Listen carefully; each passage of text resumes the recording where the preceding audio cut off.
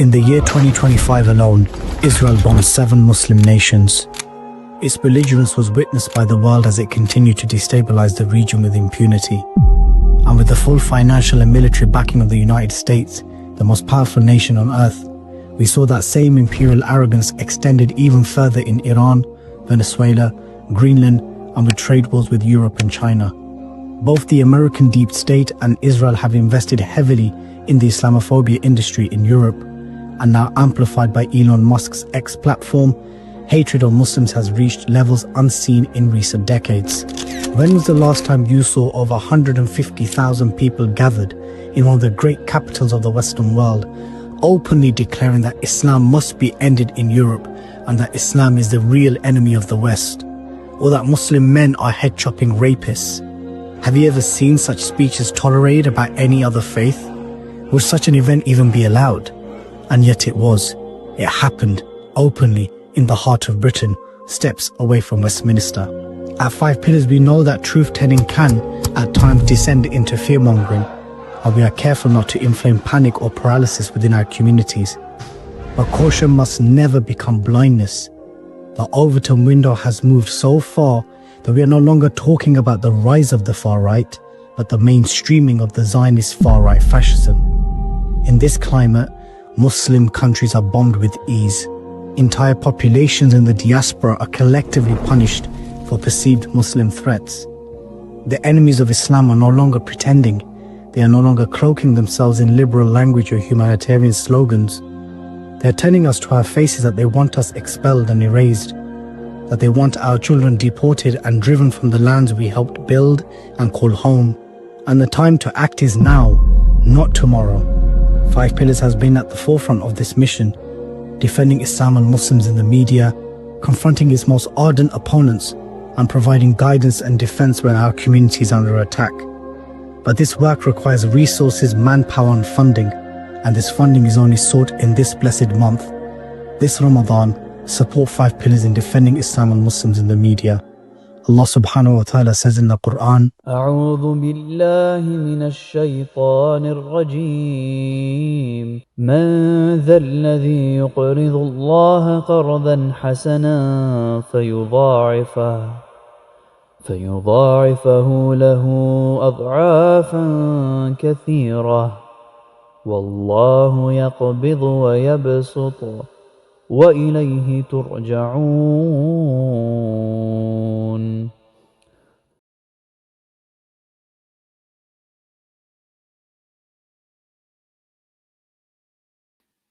أعوذ بالله من الشيطان الرجيم بسم الله الرحمن الرحيم الحمد لله والصلاة والسلام على سيدنا محمد وعلى آله وصحبه وسلم رب اشرح لي صدري ويسر لي أمري واحلل عقدة من لساني يفقهوا قولي.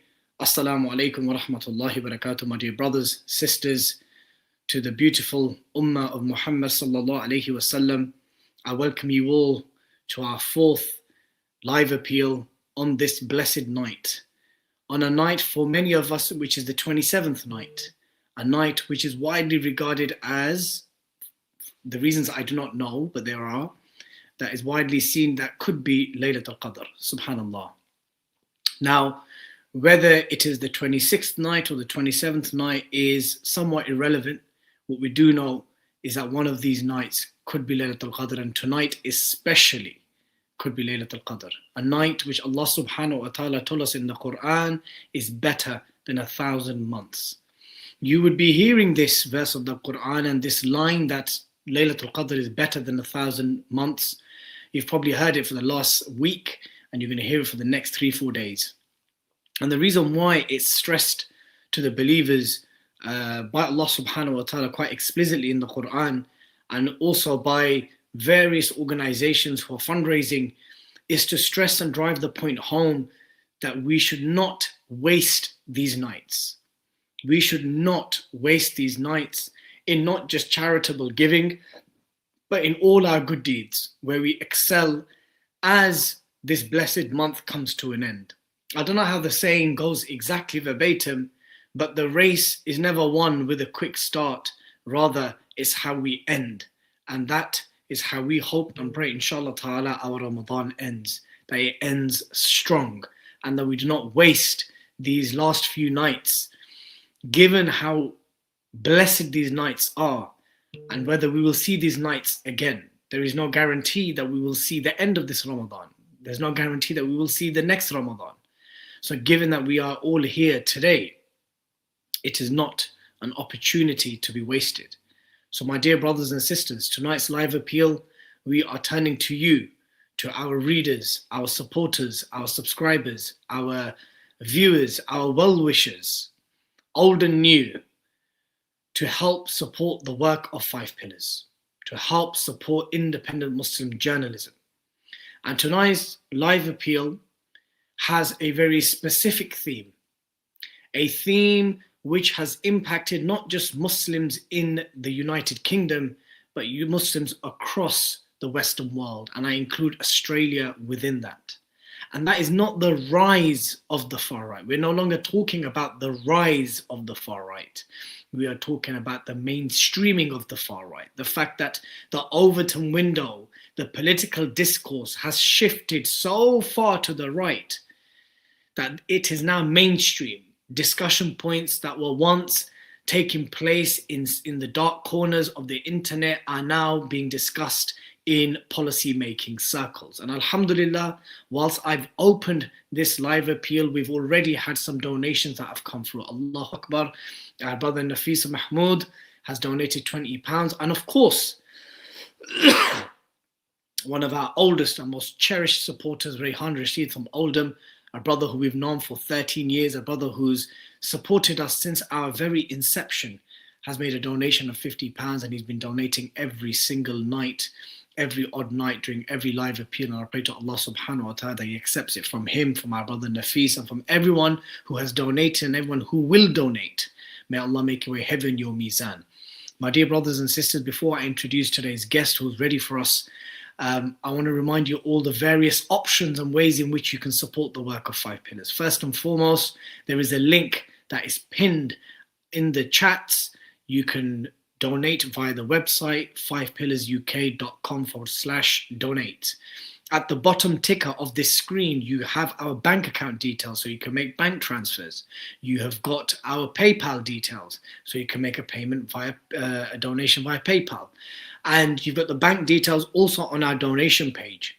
If for whatever reason you cannot donate via the website, you do not want to make a bank transfer, and you do not want to make a donation via PayPal, the Super Chats option is there. But please do keep in mind that Google takes 30% of any donation made via YouTube. Now, whilst I encourage you all to look at the other cost-effective options to support the work of Five Pillars, if Super Chats is the only option that you have tonight to support the work of Five Pillars, I most absolutely encourage you to do so. The worst thing you can do is be in a position to support the work of Five Pillars and not do so tonight. So my dear brothers and sisters, before I introduce today's guest, I want to stress to you all again that the political climate, especially in the United Kingdom, especially in the United States, these two countries specifically, but I would broadly say across Europe, the political climate against Islam, against Muslims, against migrants, against people of color more broadly, has become so hostile that it is like no other period in history before. We are no longer talking about fighting the National Front or confronting the National Front like our forefathers did in the 70s and 80s. We are no longer talking about the rise of the British Nationalist Party like in the 90s and early 2000s, where many of these groups were in the fringes, that they were in pockets, and that even if there were large swathes or constituencies of the British public that sympathized with these groups, they were very much censored. It was never made known public. But right now, as we speak in 2026, far-right populist politics, which is centered around anti-Islam, anti-Muslim, anti-migrant bigotry, is very much mainstream. Whether we look at the meteoric rise of Reform, who are the most popular political party in the UK as we speak, whether we talk about the formation of various other groups, Advance UK, Restore Britain, Britain First, UKIP, the meteoric reintegration and reintroduction of Tommy Robinson, the Mossad agent, the criminal fraudster, who has now become the poster boy of the far-right movement, is now being hosted by the Trump administration in the US. This is the extent in which we have reached to. This is the point we have reached to now, that we are no longer talking about the far right as if they are in the fringes or that they are emerging. They are here, they are growing, and they make up a large constituency of Brits in the UK in terms of their anti-migrant, anti-Muslim sympathies and feelings. To discuss this today, I have three very special guests, three very dear brothers of mine. Our first guest today is Brother Yusuf Ponders, who is a mentor who works very closely with Sapiens Institute, is a white revert himself, and I'm very honored to bring him on. Brother Yusuf, Assalamu alaikum. Assalamu warahmatullahi wabarakatuh. Can you hear me okay? I can hear you. Can you hear us? Alhamdulillah, yes, I can hear you. How's things, my dear brother? You okay? Yeah, alhamdulillah, they're good. They're good. Just cracking on, trying to multitask every day. SubhanAllah, Allah make it easy for you, bro. And you. Yusuf, let me kick you off. Is the fear of the far right something which we are overplaying, we are necessarily fear-mongering about, or is it actually quite real, and is it something that we should be concerned about? So I would say, I want to be careful with my words. So I would say we don't need to fear because we have Allah on our side, is first and foremost. So, Allah says in the Quran, they plan, but He is the best of planners. So let them plan and play their mischievous games and have trust in Allah Azza wa Jal, and things will work out regardless of what they do and how they do it. In terms of whether or not they are active and mobilizing and becoming more and more popular, I would say that is most definitely true. I could say this because I know people, even from my old circles, and it's quite normalized for them to repeat the talking points that you get from news networks like GB News, for example, or any of the other sort of typical ones that generally tend to push forward like a caricature of Islam and of Muslims. So I would definitely say it is something that we need to be concerned about, and that we need to be acting towards countering the narrative that they're trying to push, and that it is something that needs to be taken seriously. So, like, for example, I can't remember the exact essay name, but they were doing a study where they looked at the media representation of Muslims in the United States, and Muslims made up about 12.5% of the internal domestic terrorist attacks for the whole of the nation, the United States. Yet they received over 50% of the media coverage.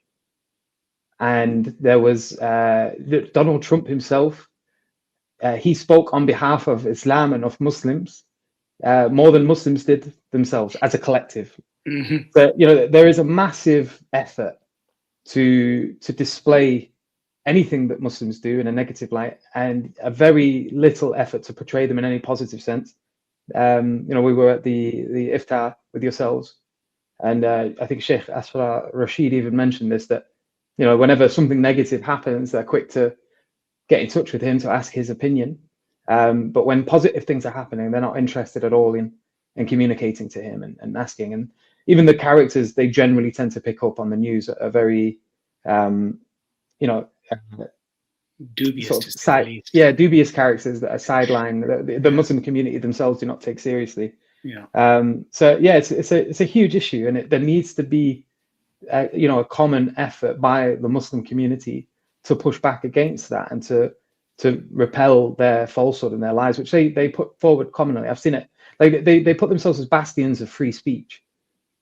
And like, for example, there was one with Brother Asadullah Ali, and they were talking about their free speech this, their free speech that, and he was having a discussion, and he brought up Israel, and the moment he did, that was the moment they were like, no, we can't talk about this now, and they should. And I remember watching it live, and it made me laugh because they're constantly going on about how much they're up for free speech and it's laughable at this point. But they are definitely working together, and they have a lot of money behind them. They have a lot of power, and I think people really do not understand how money talks in today's age, and social media plays a huge role in shaping people's minds and shaping how they view the Muslim community as a whole, and we need to counter that. Jazakallah khair, bro. So just to add to that, the piece of research that you were referring to was carried out by the University of Alabama, and it was actually the findings were far more extensive than what you cursory explained. So basically, they found that whenever political violence was committed by Muslims, it would receive 157% more coverage than if their white counterparts were to commit the same politically motivated crime. We even had a piece of research last week published by the Center for Monitoring Media, where at least 44% of all media coverage has a negative bias towards Muslims. There is so much research that's been carried out that's proven this point beyond a debate. But I want to ask you this. You mentioned in your opening that some talking points have become normalized. What are some of these talking points? So all terrorism is pushed forward by Muslims. That every terrorist is a Muslim. You get that common trope that not all Muslims are terrorists, but all terrorists are Muslims. I don't know how often I've heard that. These notions that the grooming gangs were somehow Islamic, and that was perpetrated, despite the fact that had they been in a Sharia state, they would have been dealt with a lot more harshly than the Western states would have dealt with them. For sure. The amount of things that they had to do that were completely impermissible according to the Sharia, dealing with drugs, alcohol, giving other people alcohol, not lowering their gaze, touching people that are not mahram. Like all of these, there's so many barriers that if Islam was being followed by each of these individuals, none of this would have happened. No, absolutely none of it. And if we as a community were allowed to deal with them according to the Sharia, I can guarantee that half of the people that are critiquing Islam on the right would probably applaud how we dealt with them. But that again is not what's being put forward. Is the caricature is that these people are somehow seen by the Islamic community as warriors of some sort, when the reality is they work in takeaways and they're abusing people in ways that would not be condoned by the Sharia in any way, shape, or form. So it's just a couple, and I can guarantee that there's many more that each of you could probably come to mind. Yeah, I mean a new one. You import the third world, you get the third world, and all they breed like dogs, and there's the whole birth rate issue, there's the halal slaughter issue, the Sharia courts issue, the periodic resurgence for calls for banning the niqab. Some of it's old, some of these things are new, but they are very, very lazy talking points. And they are very, very hypocritical, because they like to bring this up about the Muslims, but would never dare mention it about the Jewish community, when they have in some cases it's more extreme than our own forms of that. And again, like even our Sharia courts, they operate within the law, within the English law, and the use of them is optional. Like we both know many cases where, like for example, sisters have utilized Western courts over because the Sharia. Exactly, because it is in their favor. And there's nothing in terms of legality that any Muslim could do about that, because we operate within British law. And again, like we said, the Jewish community have their own forms of this, but that's never a point of controversy for some reason. Whether it be kosher or their courts. And the thing is, I don't even think courts is the right word. I mean, they're councils. They have no statutory footing. They don't run parallel to the British legal system, and none of it is binding, quite frankly. There's nothing which any Sharia council can issue in terms of a verdict. Most of it is to do with reconciliation between family members, financial disputes, marital issues, stuff which most communities and faith communities have. They have processes in place where they try to exhaust everything in terms of reconciliation before people go to the courts for a divorce or whatever it may be. The Catholic community have the same thing. Like you could go to the Catholic Church, and like for example, it's not legal from a Catholic perspective to get a divorce. But I had a family member who went to the Catholic Church specifically because he wanted to get a divorce so that he could marry someone else. And there was a certain process that he had to go through. It wasn't that, like, he could have done that anyway. Like, he didn't have to go to the church in order to get that ruling, but he wanted to make sure that the advice came from someone that followed, from a priest, that was an understanding of the Catholic way of doing things. It's exactly the same process. He went to the priest of the Catholic Church, got advice. The priest did an investigation, concluded it was permissible for him to get the divorce under the circumstances they were under. And so the divorce went through and he was able to get married again. Had he not done that, that might have sat in the contract. But the point is that is available for the Catholics, for the Jews.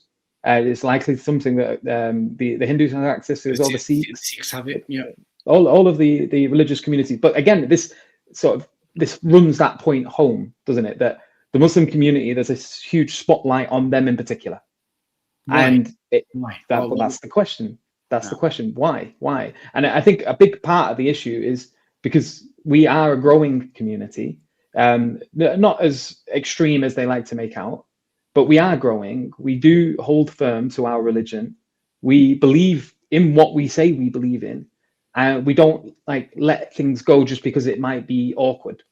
And I think people fear that. People want this sort of aesthetic religion, and they want it to be something that's almost like it's your culture, in the same way that you can pick and choose what kind of clothes you want to wear. Sure. It's just they want a surface level type of spirituality. And with Islam in particular, it's very deeply rooted within the community. Like, we take it seriously. It's not a game. We're not going to take things away or reject principles from our Quran and from the Sunnah simply because someone gets upset about it. No, this is from God, and we follow God, and we don't follow the whims of the human being. And I think that is what worries them, is that we're not willing to just let go of this because they want us to. Whereas with other communities, they are a lot more liberal with their approach to religion. They have a pick and mix type of mentality to the principles they want to apply in their life and the ones that they don't. I also do think there's an element of, I agree with you, there's also an element that perhaps there was an assumption that second and third generation Muslims would have been far more assimilated than other communities. So if you look at British Hindus, second, third generation, British Sikhs, second, third generation, British Jews outside the Hasidic Orthodox communities, very assimilated, to the point where exactly you described, it's a very aesthetic, pick and mix cultural identity, as opposed to, a set of values, beliefs and laws and prohibitions and commands that one follows to the T. And what's actually happened is that the second and third generation appeared to be more religious than their forefathers that actually arrived in the 60s. In many cases, yeah. And I think that's to do with 9/11, the war on terror, 7/7. I think it's to do with growing up in a climate where you are being told that your religion and your identity is an issue and that you have to pick a side. And that's forced Muslims to either pick a side or to research further into their deen, and thereby holding on to it much closer and tighter than their forefathers. Yeah. Last September, Tommy Robinson, real name Stephen Yaxley Lennon, the Mossad agent, serial criminal fraudster, he led the largest far-right rally in the UK. That's not even up for a debate. That's not even up for a dispute.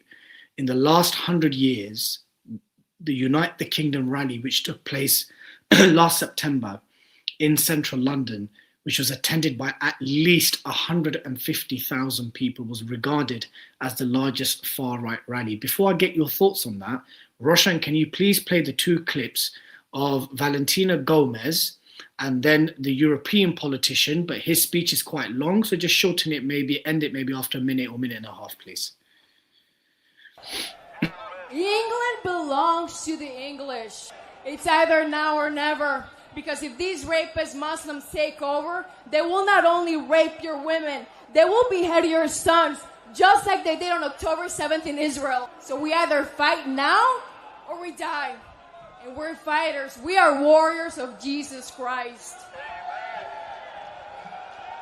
And in the words of the great Charlie Kirk, Islam is the sword that the left is using to destroy Christian nations and to destroy every Christian nation across the world. So do not make peace with evil. Destroy it. And we need a new prime minister that has guts and that's going to stand up for the British and send all of these rapists, Muslims, and dirty rugs back to their Sharia nations. And after what they did to Charlie Kirk, debate time is over. So I will get to the United States Congress and we will finish what Charlie Kirk started. So help me God. And freedom of speech is not compatible. It has to be clear that Islam is our real enemy. We have to get rid of Islam. Islam doesn't belong to Europe. Islam doesn't belong to the UK. And the answer is simple. Stop the boats and send them back.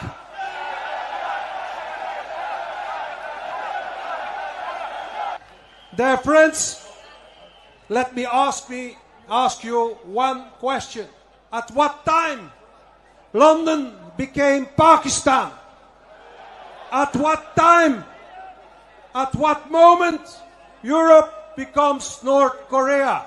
The answer is simple. London becomes Pakistan and Europe becomes North Korea the moment our authorities don't respect the freedom of speech anymore.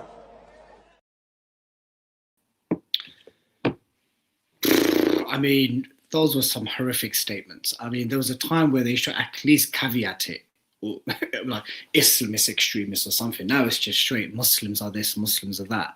And we saw young kids in those crowds. We saw there were thousands of kids in those crowds with their parents, consuming all of this. Their parents or their grandparents or uncles and siblings were cheering to those statements, describing Muslims as head choppers and rapists, and that Islam has to end in Europe.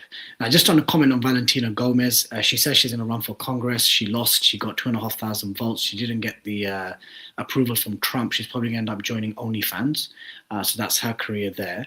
And the other gentleman was a European politician who has obviously got, his own issues in terms of bolts and his English language. But jokes aside, that was a very scary scene, because we're not talking about a couple of thousand. We're not talking about 10,000. We're not talking about 50,000, Yusuf. We're not even talking about 100,000. That was at least 150,000 people. 150,000 people. And I believe if there was more time given to it, I think we could have easily reached a larger number than that. And Britain hasn't seen those type of numbers for any type of far-right rally. Now, that's not to say either that every single person who attended that rally was a far-right Islamophobe. There would have been people there, loads of people there, that have got genuine grievances with regards to the cost of living, genuine concerns about the level of migration, genuine concerns to do with housing, and many issues, the loss of their identity, the loss of their cultural roots. And it may not be about Islam, it may not be about Muslims, but the point is, it's all been coined together. And now we have this movement, which is very loud, very proud, very well funded. Give me your thoughts on some of those speeches that we just saw. And just give me your thoughts on that.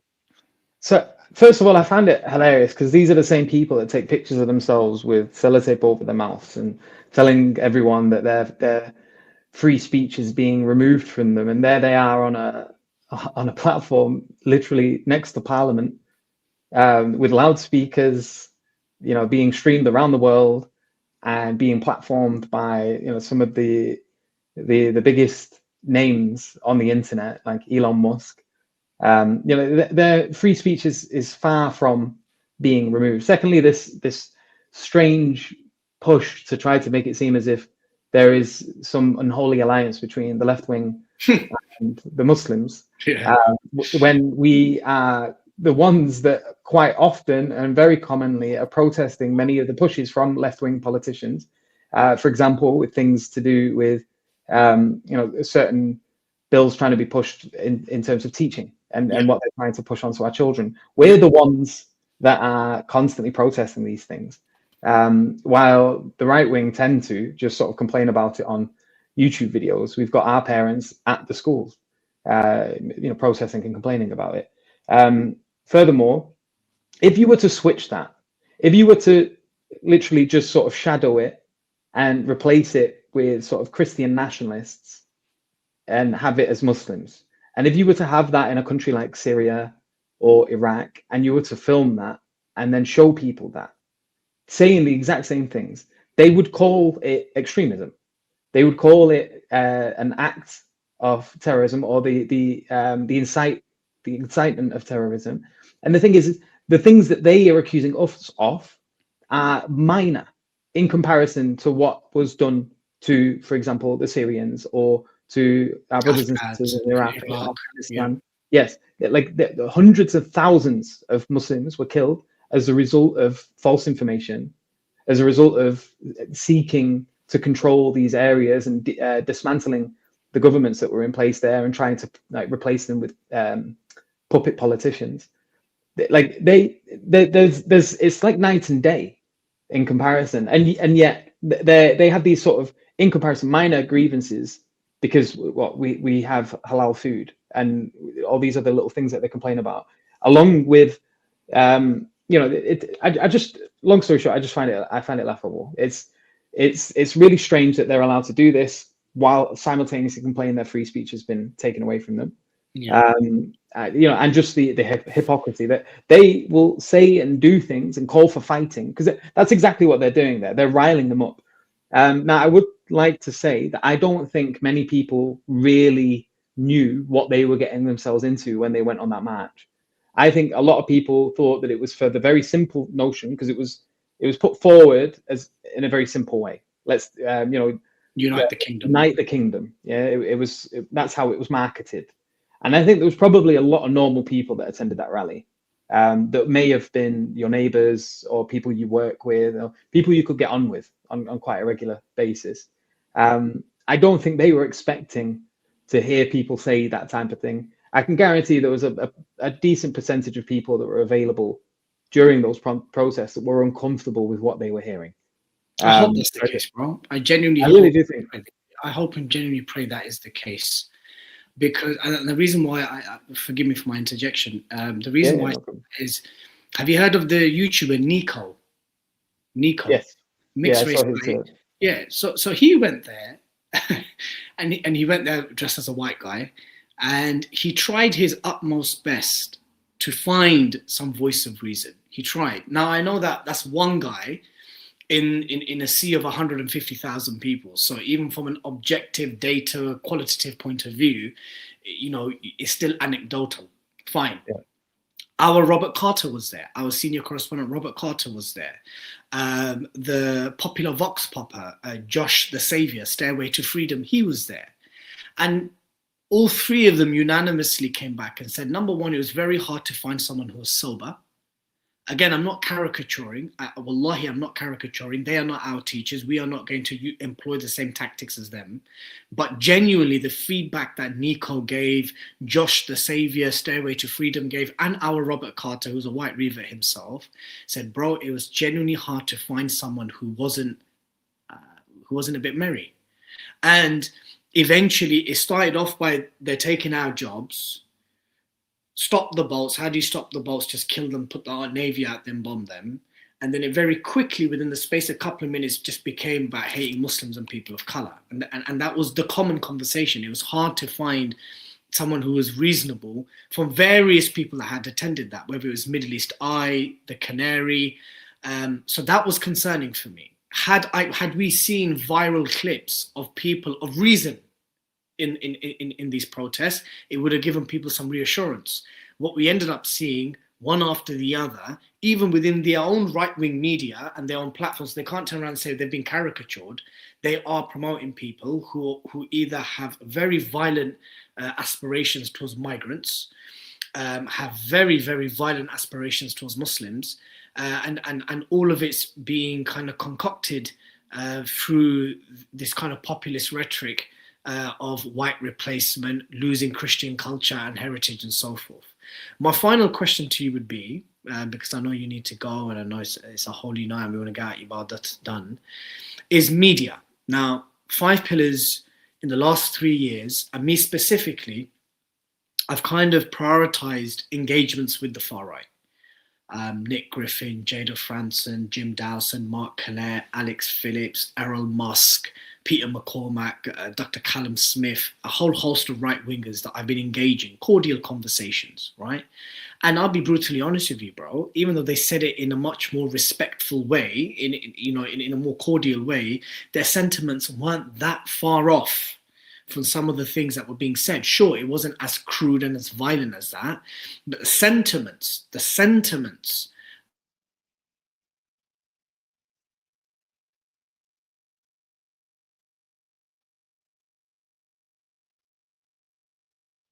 It's frozen.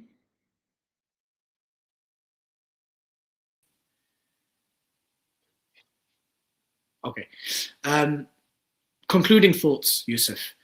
How important is it to strengthen independent Muslim media like Five Pillars in light of the fact that we have GB News, we have Talk TV, we have The Spectator, we have Elon Musk basically amplifying via his algorithm and boosting right-wing accounts on X? It seems like an uphill struggle. How important is it to support independent media like Five Pillars? Because I think the issue is I struggle to think of other media sources that put themselves forward with an Islamic aesthetic that say things from a properly Islamic perspective, and are a voice for the common Muslim. I think there's many like sort of quasi-Islamic media channels, but there's always an anxiety about whether or not they are truly representing the Muslim. So that's number one. Number two is that if we don't at all, then there is just going to be these dominant voices talking on our behalf. And that's not ideal, especially in light of what we said at the beginning, is that they are actively misrepresenting us. And they are, and they're doing so unashamedly, and it's being shown that they're doing it. And it doesn't seem to change anything. Like they don't seem to care. They're not making an effort, despite being shown this, to go, oh yeah, no crap, maybe you're onto something. Maybe we shouldn't do this. Maybe we should try and be fair, because that's what they claim to be. They claim to be fair, impartial media outlets. But time and time again, this is being shown not to be the case. So I think from my own personal perspective, it is something that we do need to deal with. I know this because I'm dealing with the consequences of it. So I run Lighthouse Mentoring for Sapiens Institute, and we do private one-to-one mentoring with people suffering from doubt. And a huge portion of those are fundamentally rooted in environment, in people in Western places, or even in some cases not in Western places, but just consumed in Western media, being pushed misinformation about Muslims and about Islam. And this caricature is shaping their idea of their own religion and then leading them to wanting to abandon it and having to book meetings with people like myself in order to try and repair it. And this happens a lot. It's constantly feeling like you're a minority on the back foot, surrounded by other people who are levying a lot of peer pressure on you to just give up your religion, give up your belief in Islam, give up your belief in Allah, give up your belief in the Prophet Muhammad sallallahu alaihi wasallam, and join us. And even then, that join us is often caveated with over there, not here. Yeah. So for that reason, I think it's very important to support independent news outlets like Five Pillars, because if I am quite honest, I don't really see anything quite the same as this. Like I say, they all seem somewhat lacking in one way, shape or form. Yusuf Habibi, Jazakumullah khair. Allah bless you and preserve you. Ameen. Please keep us in your du'as, in your worship tonight. And I look forward to seeing you after Ramadan, bro. Inshallah. Barakallahu feek. Assalamu alaikum. That was our dear brother Yusuf Ponders. Our next guest is waiting for us, but I'm just going to say a few words before I bring on our next guest. We have around 400 people tuned in. That number is going to no doubt increase as the night goes on. And I'll be honest with you, we've not had a donation since 6 minutes past 10. So that means for the last half an hour, 35 minutes, no one's made a donation. What are you all playing at? What are you all playing at? If you've already given, as in previous live appeals, alhamdulillah, jazakumullah khair, don't let that stop you from giving again tonight. It's for many of us, it's the 27th night tonight. It could be Laylat al-Qadr. It is not a night to be messing about. It's not a night to be wasting opportunities, my dear brothers and sisters. If you've already given, then at the very least, share the link, copy and paste it, share it on your WhatsApp groups, on your Telegram groups, on your social media, and maybe someone will give as a result of you sharing it. And inshallah ta'ala, you will get the reward for it. Look, you heard from Brother Yusuf Ponders, mashallah, very softly spoken brother, but I've spoken to him off camera, and he understands the urgency of the problem that we face. I'm going to keep repeating this to you, and it's not fear-mongering or scaremongering. It's just not living under a rock anymore. In that we're not dealing with perhaps what our forefathers or uncles or older brothers dealt with in the 90s or early 2000s or in the 80s. That's not what we're dealing with now. What we're dealing with is a movement that's very well funded. It is supported by the Trump administration and the US State Department. It has the likes of Jeffrey Epstein, who was very much involved via Steve Bannon. And they want to actively and violently make life for Muslims and migrants and people of color very difficult. And one of the ways in which we counter that is strengthening our own institutions and particularly our own media outlets. And there is not a single Muslim media outlet that comes remotely close to 5 pillars in the way in which we have engaged and taken on the far right. None. There is none. Someone asked a question earlier, do you regret platforming the far right? Absolutely not. I absolutely do not regret it. No. Because what's happened from those engagements is the following. Number one, what we have understood actually, that there are constituencies within the far right that are anti-Zionist. And they identify that the issue of immigration is linked to foreign policy and foreign wars. Number two, they have identified that actually, no matter how much you want to hate Muslims, no matter how much you want to hate Islam, a lot of it's born from projection and insecurity. And that actually when people's lives are not going well, they can't make ends meet. They can't have 3 meals. Their children cannot have 2 meals. They're having to rely on food banks. That when they see thriving communities, even though our own communities have many issues ourselves, that when they see other communities with big families and big sibling groups, even though that is also decreasing. Remember, as a Muslim community, a lot of what's impacting the wider non-Muslim society is impacting us just at a bit of a slower pace. We are also getting married much later. We are also having less children. There are many of our youth that are on drugs and addicted to pornography and have commit zina and do all this type of stuff. And that is actually proof that we've assimilated, right? Because you can't say any of those things are from Islamic tradition or Islamic cultures. The very fact that we have Muslim youth who have, embarked on these type of things in their thousands is proof that whether you like it or not, Muslims, especially those who are of color, which is the largest group, have actually assimilated because we have the same problems. We have the same problems. But they are told, actually, and by they, I mean the general public, they are told by the political class and the media class that actually the reason why you can't make ends meet is not because of the fact that we are invested in foreign wars and we have, intervened ourselves in Ukraine or in Iran. No, it's got nothing to do with that. Or that our taxpayers' money is going to fund a genocide in Gaza. No. It's got nothing to do with that. It's got nothing to do with the fact that we have billions of pounds to basically interfere and gallivant around other parts of the world whilst our own peoples are struggling to make ends meet. No, it's got nothing to do with that. It's to do with these people who are coming on boats and are taking your jobs. When these people who are coming on boats are coming from countries which the United Kingdom has destabilized. Iran, Syria, Iraq, Afghanistan. These are countries which Britain has actively destabilized, has actively caused death and destruction in, directly or indirectly. And they're now rocking up on our shores in boats.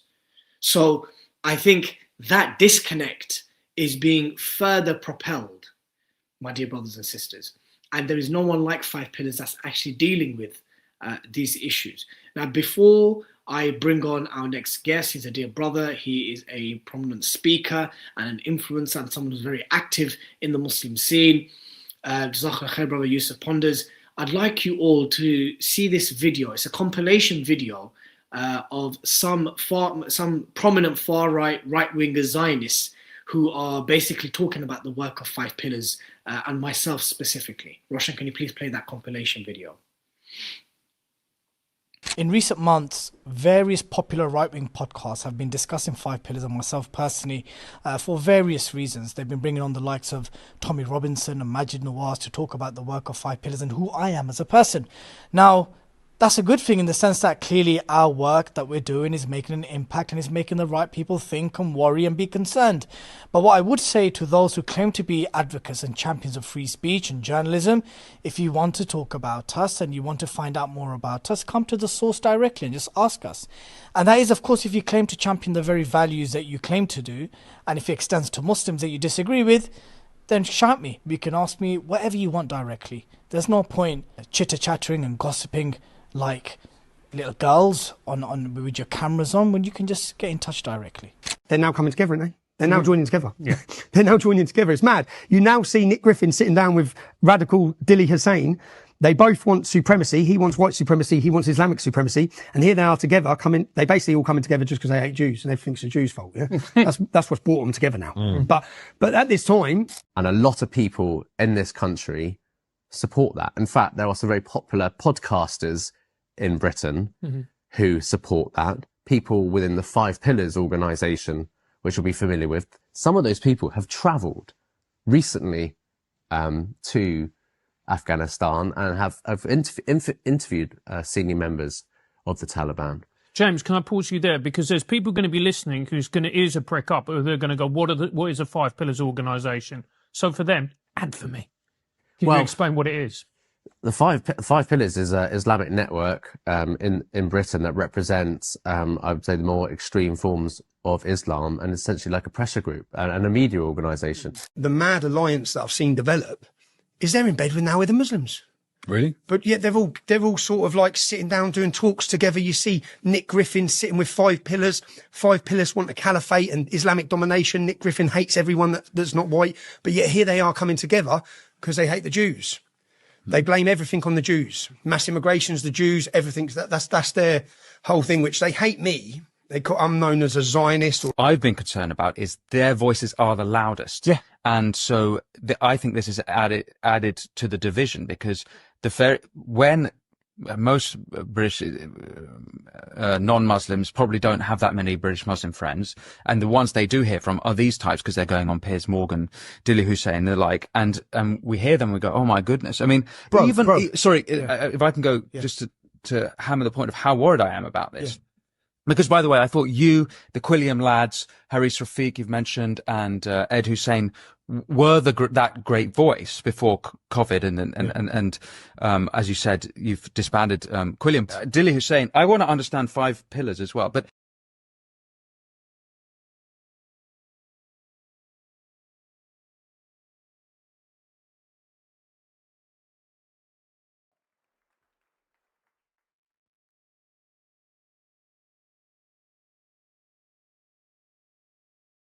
So we've heard it from the horses' mouths themselves. That's trigonometry, heretics, the Winston Marshall show. These are some of the biggest, largest far-right Zionist podcasts. And they're obviously very threatened. They're very worried. Tommy Robinson is very worried about the engagements that I've had with the far right. And I will be sharing some clips with you throughout the live appeal to show to you why they're worried.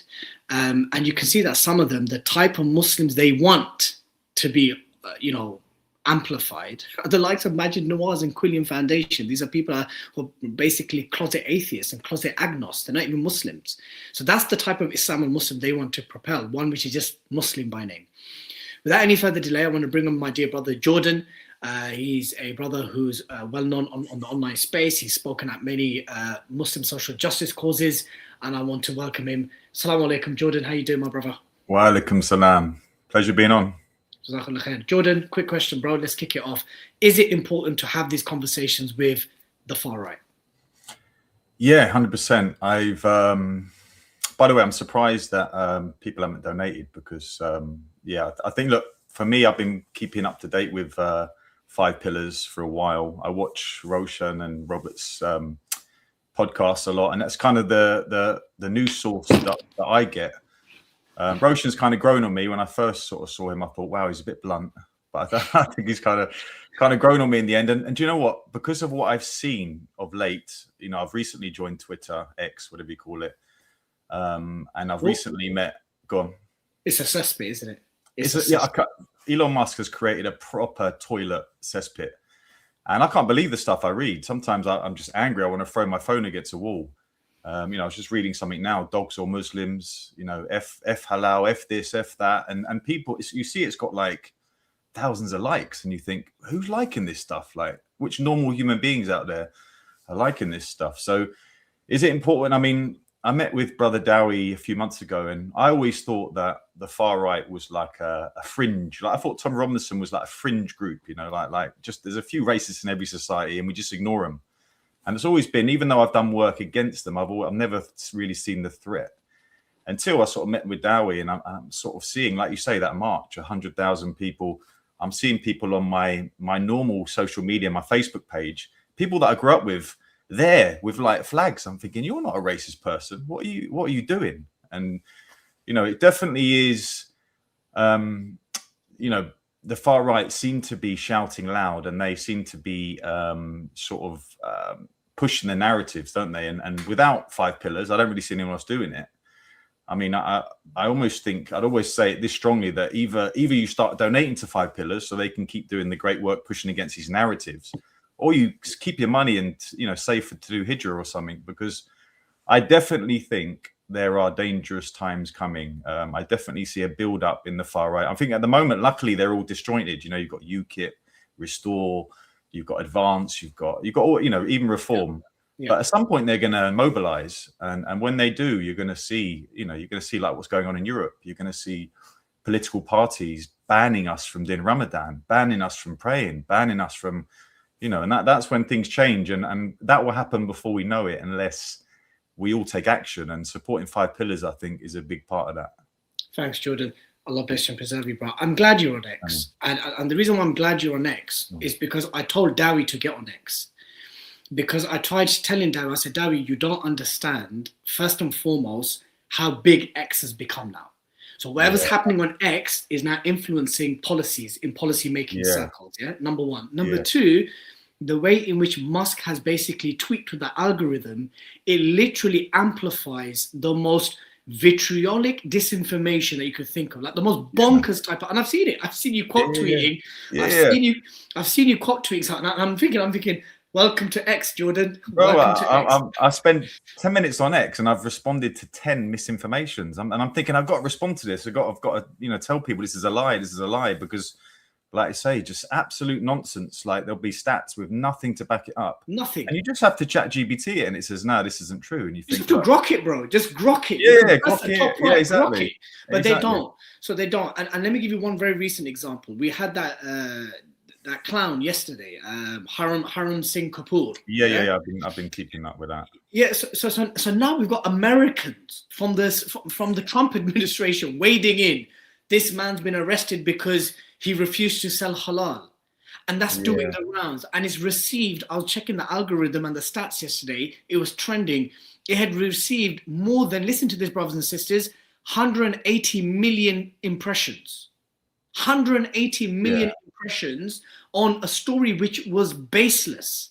And it was a joke. Look at him at restaurants that serve non-halal. No one cares about this guy not selling halal. But I feel like Tommy Robinson and Elon Musk have done a number on America, because they see Tommy out there as some hero. They do. And this is the danger of the narratives and the misinformation, the lies. That I thought Tommy was finished. You remember when he tried to get into politics and got like a couple of votes? Yeah. And I thought, this guy is done.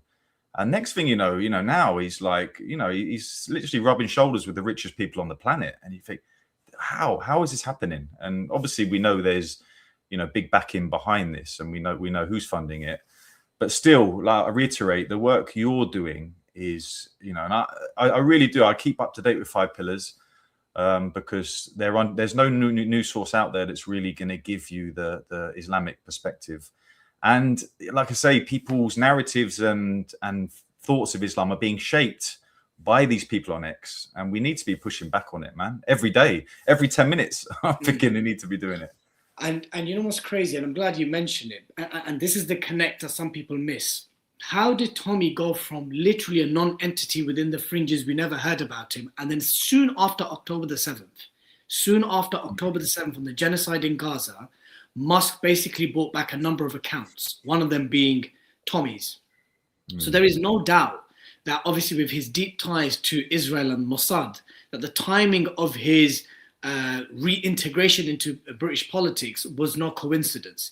This is someone who lives the luxury and lavish lifestyle whilst the average Brit suffers, whilst the average Brit cannot make ends meet, whilst the average Brit cannot give their child 2-3 meals. His son is posting on Instagram of luxury villas, Lambos, what do you call those jets that they find, private jets, and this is all whilst the average Brit is suffering. Average Brit is living, next to the poverty line or below. Roshan, can you please play 3 videos in a row? The first video is Tommy basically inciting people to riot back in 2024 during the Southport riots. The second video is going to be of Elon Musk talking about his Nazi heritage. And the third video will be of Elon Musk speaking at the rally. Can you please play those 3 videos so I can get Jordan's thoughts on that afterwards, please? Stop the fucking boats. Get them out of them hotels. Get them gone. Put them on boats and send them back. Okay? They shouldn't be here. They're endangering the safety of our families. Men will rise up. We're always going to rise up. They have to rise up to defend their families. You've brought this war on our shores. Her father was a provincial head of the Canadian version of the National Socialist Party. So like Canadian Nazis? Yes, Canadian. So it's easy to understand. In England, there was a National Socialist Party as well. Mm-hmm. You know, Oswald Mosley was part of that, yeah. Yes, he ran the English version of the National Socialists. And in free countries, you can do that. You can't break the law or anything, but you can have a party like that. And in Canada, May's father was, as I understand it, provincial head or one of the leaders or in Saskatchewan of this particular party that was sympathetic to Germany and didn't want Canada to enter the war against Germany and all that sort of stuff. Violence is going to come to you. You will have no choice. You're in a fundamental situation here where whether you choose violence or not, violence is coming to you. You either fight back or you die. You either fight back or you die. And that's the truth. Today, Elon, I think the British public are telling the world that they're ready to fight back. Good. Yes. Come on, Great Britain. Oh!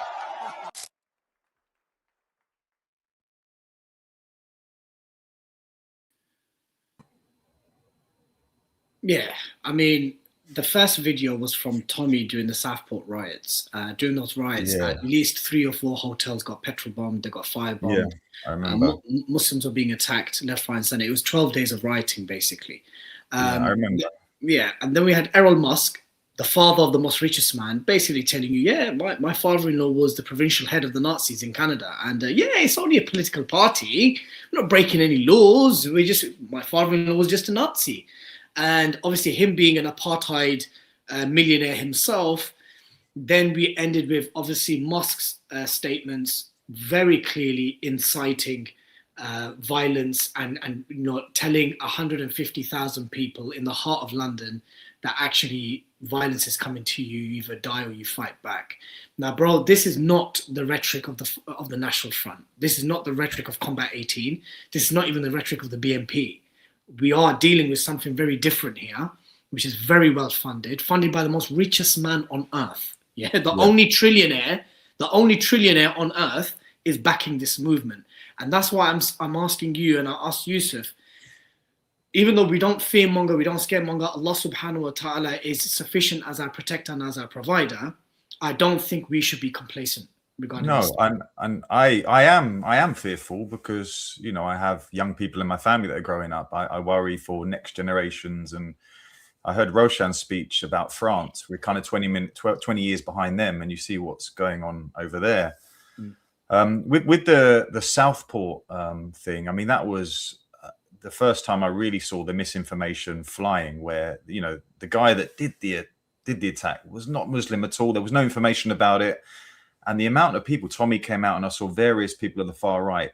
Tommy, Nigel Farage, Andrew Tate, all said he was a Muslim migrant that came in a vote, but he was a Welsh-born choir boy. Yeah, and frankly, they should be held to account for that, for those lies that whipped up a storm where people got hurt. That, you know, how are they still, you know, able to speak on that? I'm not against free speech, but that is blatant, you know, hate speech spread.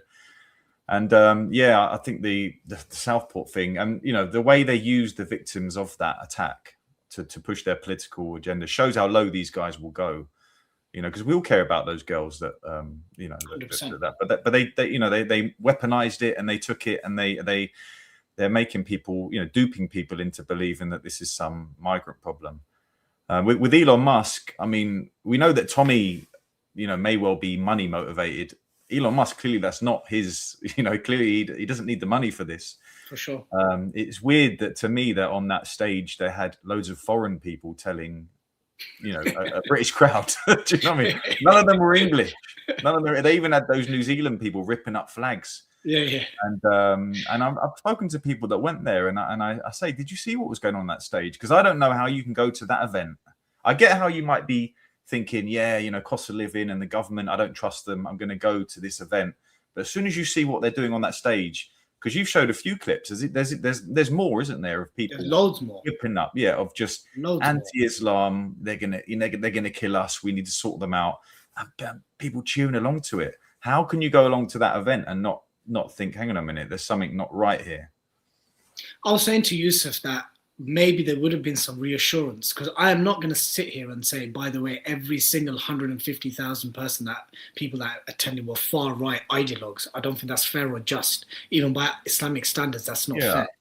Yeah. But what didn't give me reassurance, that we didn't see any voice of reasons come out. No. We didn't, and there were multiple people there. Our own Robert Carter, senior correspondent, was there. The Canary was there. Middle East Eye was there. BBC was there. Their own right-wing press was there. GB News was there. Talk TV was there. Nico, the YouTuber, was there. Yeah. Josh the Savior, and it was the same type of demographic people. Yeah, they were a bit merry, right? They had a few, and it quickly descended from they're taking our jobs. They're coming over in boats, bomb these boats, Muslims and birth rates, and it's just this very lazy trajectory. Yeah, I remember that woman talking about, you know, she saw a black guy, right? Because it went deeper than just Islam, didn't it? These people just didn't like anyone, even of color. Anyone, bruv, do you understand? Yeah. And look, how much of this do you think? I'm going to ask this to you. We can make excuses for ignorance. Even in Islam, when we say that, look, you know, this person didn't know, husn done. Have husn done for this brother. Have husn done for your brother. Make 70,000 excuses, whatever. How much of it is willful ignorance? In the sense that I've been saying, right?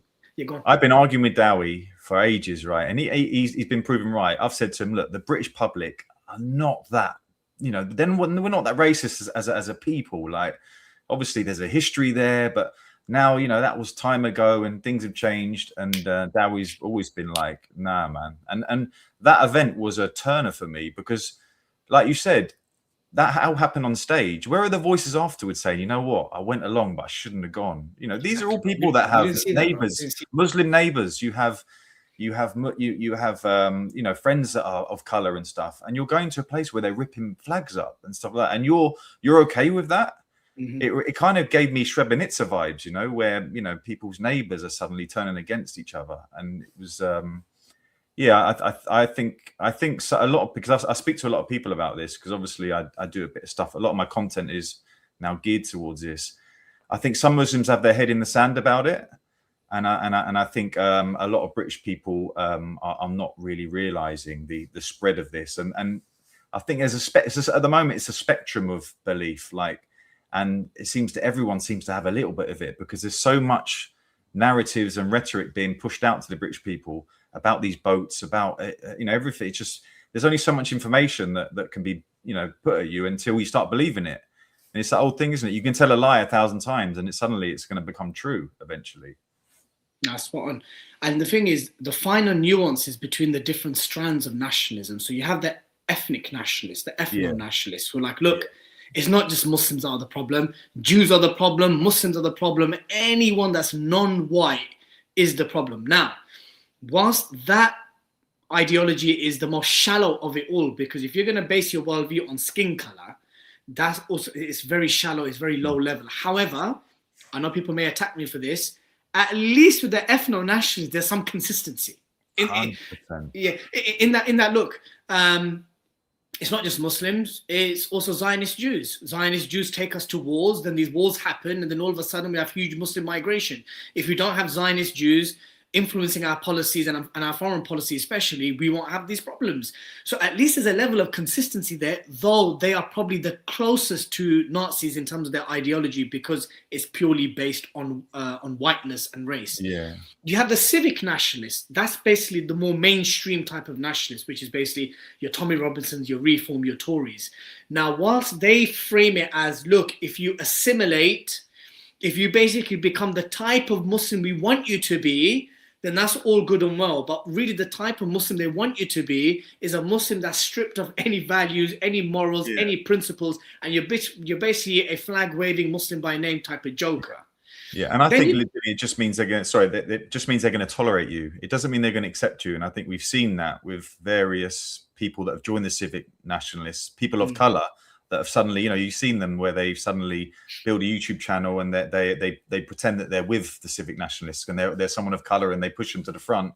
You find out that, you know, down the line, they actually get pushed out. Do you know what I mean? They're not. And they get ripped in the comments. Yeah, exactly. They get slaughtered in the comments. Yeah. Look, I am someone who holds the position, bro, is that I think there are millions of good Brits. I genuinely believe that. I believe that there are genuinely well-meaning Brits who have a sense of conscience and justice. I'm not one of those guys that I'm basically write off 70 million people, 50 million people and say, yeah, they're all a bunch of racists. I'll also add this as well, that even non-whites have racial stereotypes ingrained within them. We all, whether we like it or not, whether we accept it or not, there is some element of racial stereotyping that we have because it's learned behavior, right? Things are told to us, things are taught to us, and we adopt it unconsciously, subconsciously, without knowing. But what I will say to you is this, is that Britain's glory, the glory of the Great British Empire, was a very bloody one. And it was one that was founded upon racial superiority, that we're going to basically civilize the uncivilized. And I think one of the biggest examples of that would be the British Raj in India, which had, before the British arrived there, it had the largest GDP in the world, 26%. Britain eventually looted $45 trillion during their occupation. And whilst in Islam, we don't hold someone today responsible for the actions of their forefathers. That's just not from Islam. I don't look at a white person today and think, hey man, because your great-great-grandfather landed in India, in Bengal, I'm going to hold you responsible as an occupying colonizer. That would be unjust and unfair. However, to be completely devoid of that context, to understand that, hold up here, we had like 600,000 Muslims fight for Britain in both world wars. The largest voluntary conscription force that in all the empires was from India that fought for Britain in those two world wars.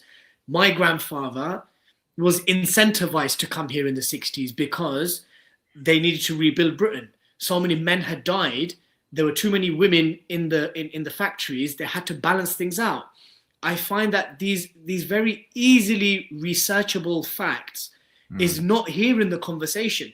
And in fact, you'll see on X now, some quarters are basically saying, yeah, well, we needed you. Now we're done with you. Get out. Yeah. Or like, yeah, you were subjects of the empire. Of course, thousands of you were going to fight for us because you had to fight for us. How much of it is willful ignorance and how much of it is actual ignorance? Because willful ignorance is, I know this is BS, but I'm going to I'm going to crack on with this anyway because I have some other deep held issues going on. Or how much of it is genuinely not knowing the truth in terms of your assessment? I spoke to Dr. Imran about this. He said something interesting from EF Dawah. He said that everyone's got a bit of racism in them, and the far right currently are evoking the racism in the British public. But I do agree with you, like the British public. And the reason why I got into this really was I felt initially that I could build bridges, and especially as a white Muslim myself, can I build a bridge between British patriots and Muslims? Because at the end of the day, obviously you've got the extremes on the side, but at the end of the day, people in this country just want the same thing. You want safety, you want your family, you want to put food on the table. And we've all got a common enemy. Like the patriots and the Muslims in this country, actually, we're fighting each other. And we know we're being divided because of someone else, right? The elite. And exactly. So I've tried to wonder, how do I redirect their energy to that? Now, I haven't been very successful in that because I've just noticed a raise. It may be because I went on X and stuff like that, but I've noticed a spread of this anti-Islam sentiment. And so, I mean, to answer your question, how much of is it willful? I think that the far right are capitalizing on a time when people are struggling. Like most of these working class people are really struggling. They can't pay their bills. A lot of them, there's that cost of living crisis. I'm amazed that many of them, for example, voted Brexit, and that, people get behind Rupert Lowe. Like Rupert Lowe is an elite person who he's going to increase your taxes, but all he's telling you is that he's going to get rid of a few immigrants, and you're going to make your family poorer over some sentiment that's been fed to you that the immigrants are coming over and changing your life.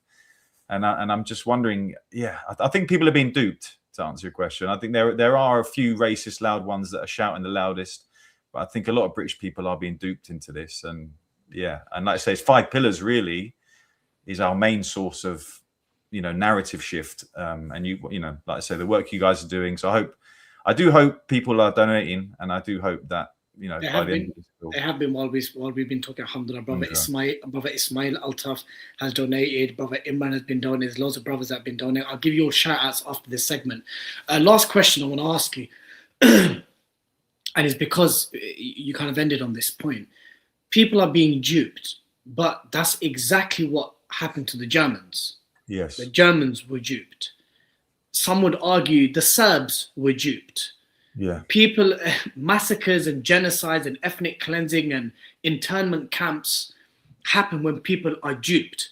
Joseph Goebbels, the media propagandist for Adolf Hitler, he said in his memoirs, you tell a lie long enough, people will eventually believe it, or they will turn a blind eye, meaning they won't question it.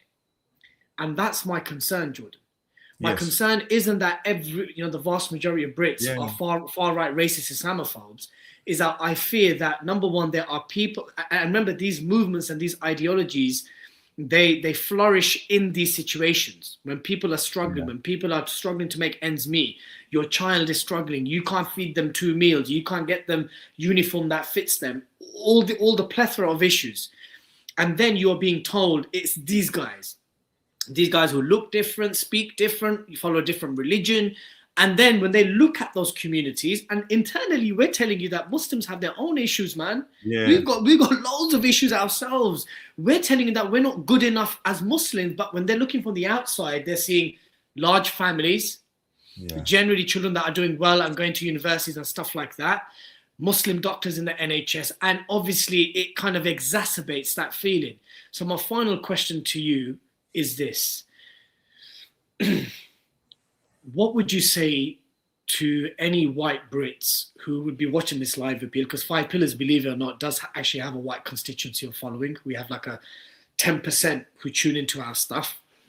What would you say to them in terms of what they're being fed, what they're being told, and how they should approach the subject of Islam and Muslims. I agree. And I think the reason why I can speak on this topic is once upon a time, I was in their shoes, right? So I've been Muslim since 2017. Now, prior to my conversion, the reason why I started looking into Islam is because I was worried that Islam had entered my family. My sister married a Pakistani guy. She had a kid, and I had a lovely niece who was being raised as a Muslim, and I hated that. I didn't want that. And why did I want that? I didn't really have any Muslim friends or anything. But the reason is because the media there were whispers in my ear about, you know, terrorism, grooming gangs, you know, husbands beating their wives. I'd had all of these things in my head that I just accepted because I'd heard it. So I was like, well, actually, this is true. So I want Islam out of my family.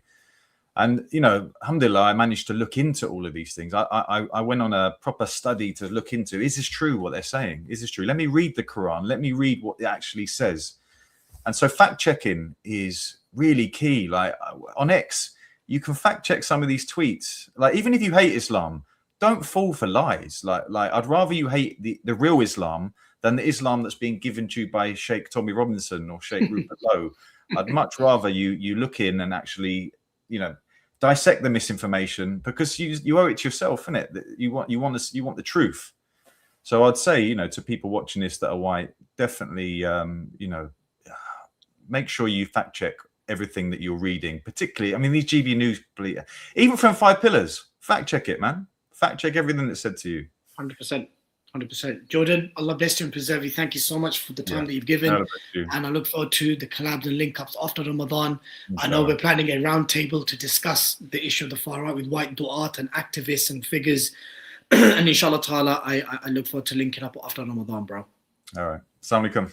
Wa That was our brother Jordan. Our third and final guest is waiting for us. But just a few words before I bring him on.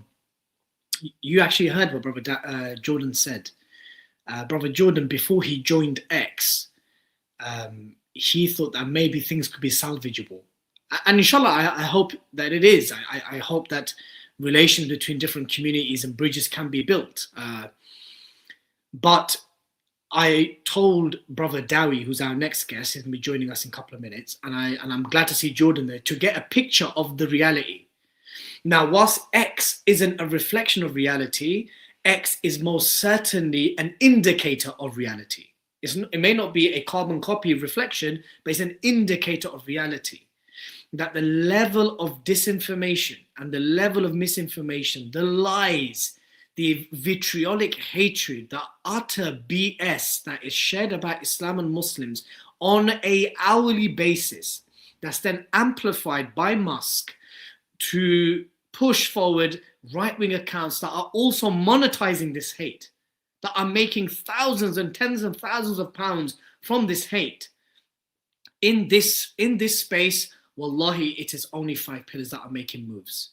Because not only are we countering those lies, we're engaging with some voices of reason within those camps. Alex Phillips is basically one of Nigel Farage's main right-hand ladies.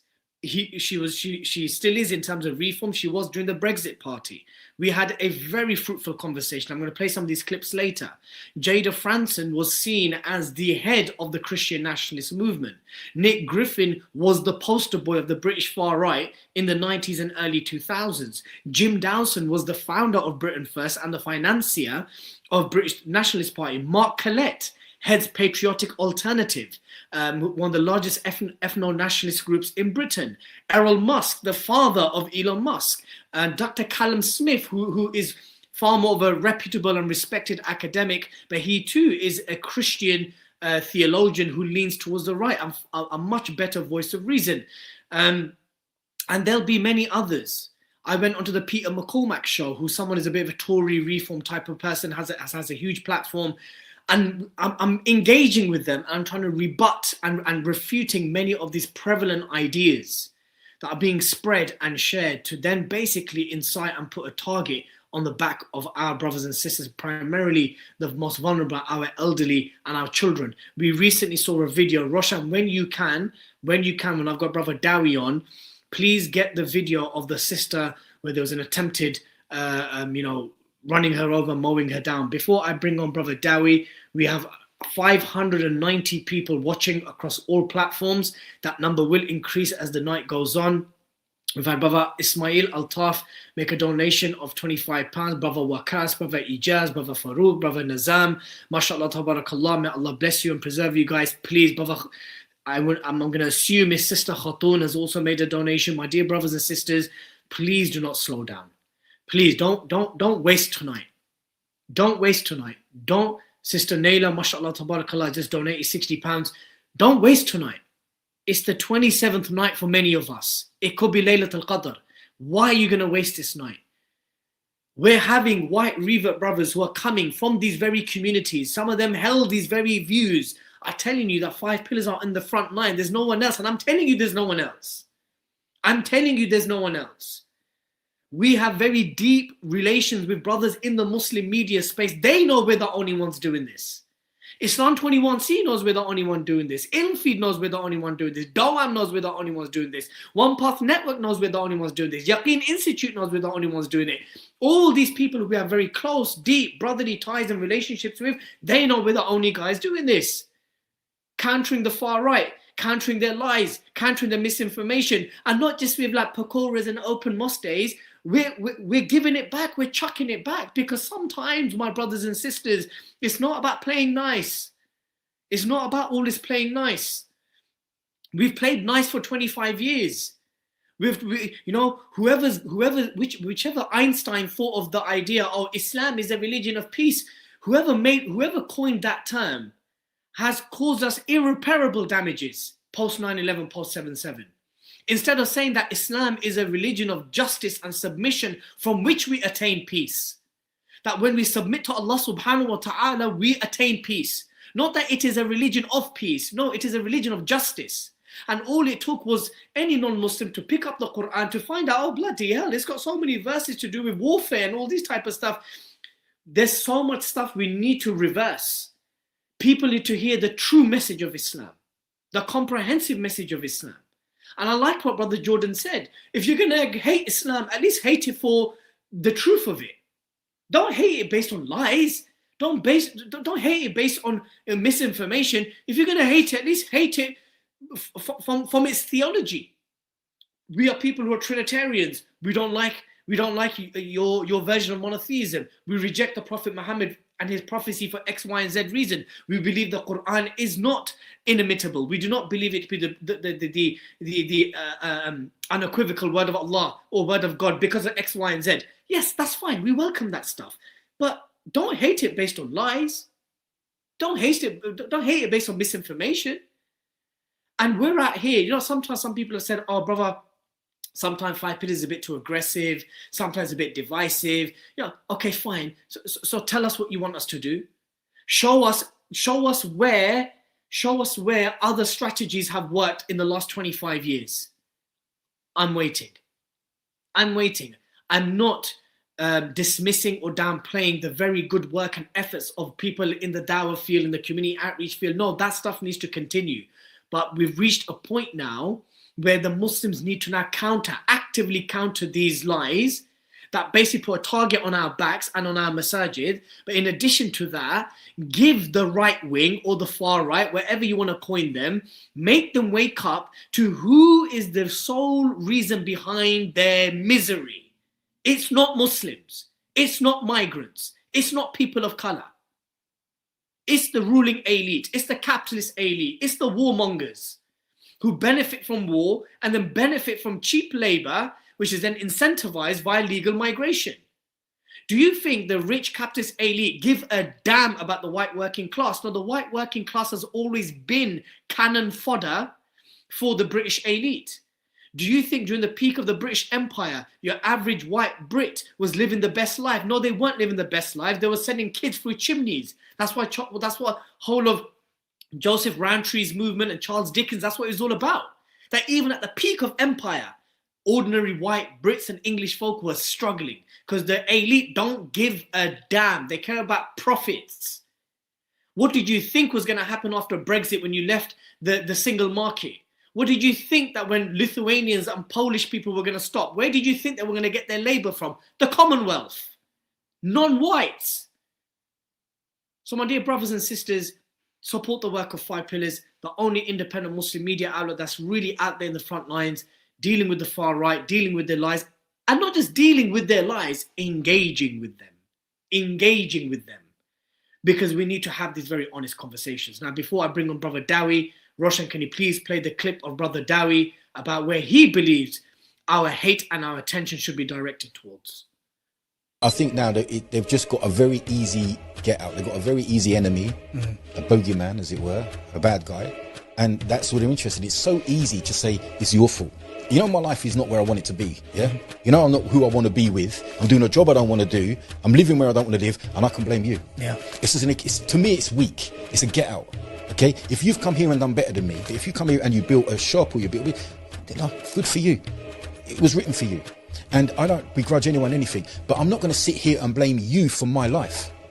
And if there is people to blame, it's not going to be you. It's going to be the elite and the super rich. Yeah. That's what I'm blaming. My eyes are over there, not over there. My eyes are looking at you guys have taken billions out of this country on a weekly basis. Okay.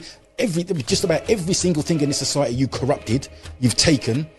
Okay. And all you've given us back in it is culture wars, which isn't even real. And you want me to blame this guy who, like I said, gets stuck in the same traffic jams and pays the same bills I pay. That really frustrates me.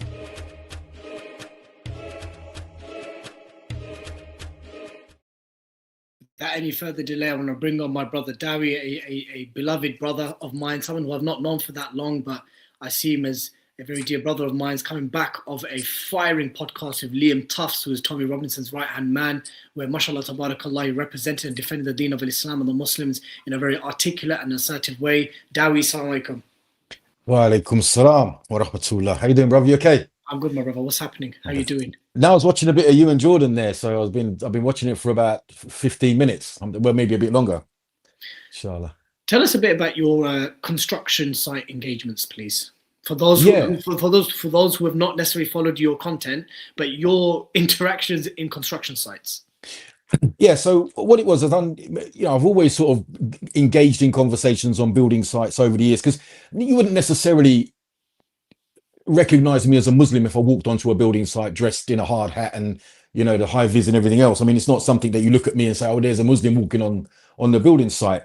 But over time, you'd get to know some of the guys you're working with. They would know that you were Muslim, and conversations would crop up, and you just have, natural conversations and about it. And I decided after I'd done a podcast many years ago, well, not many years ago, but some years ago with Ira. And I thought, you know what, I'll film some of these conversations. So what I did is I kind of held my phone down, sort of like I was looking at it, but it was filming my face, as it were, looking up.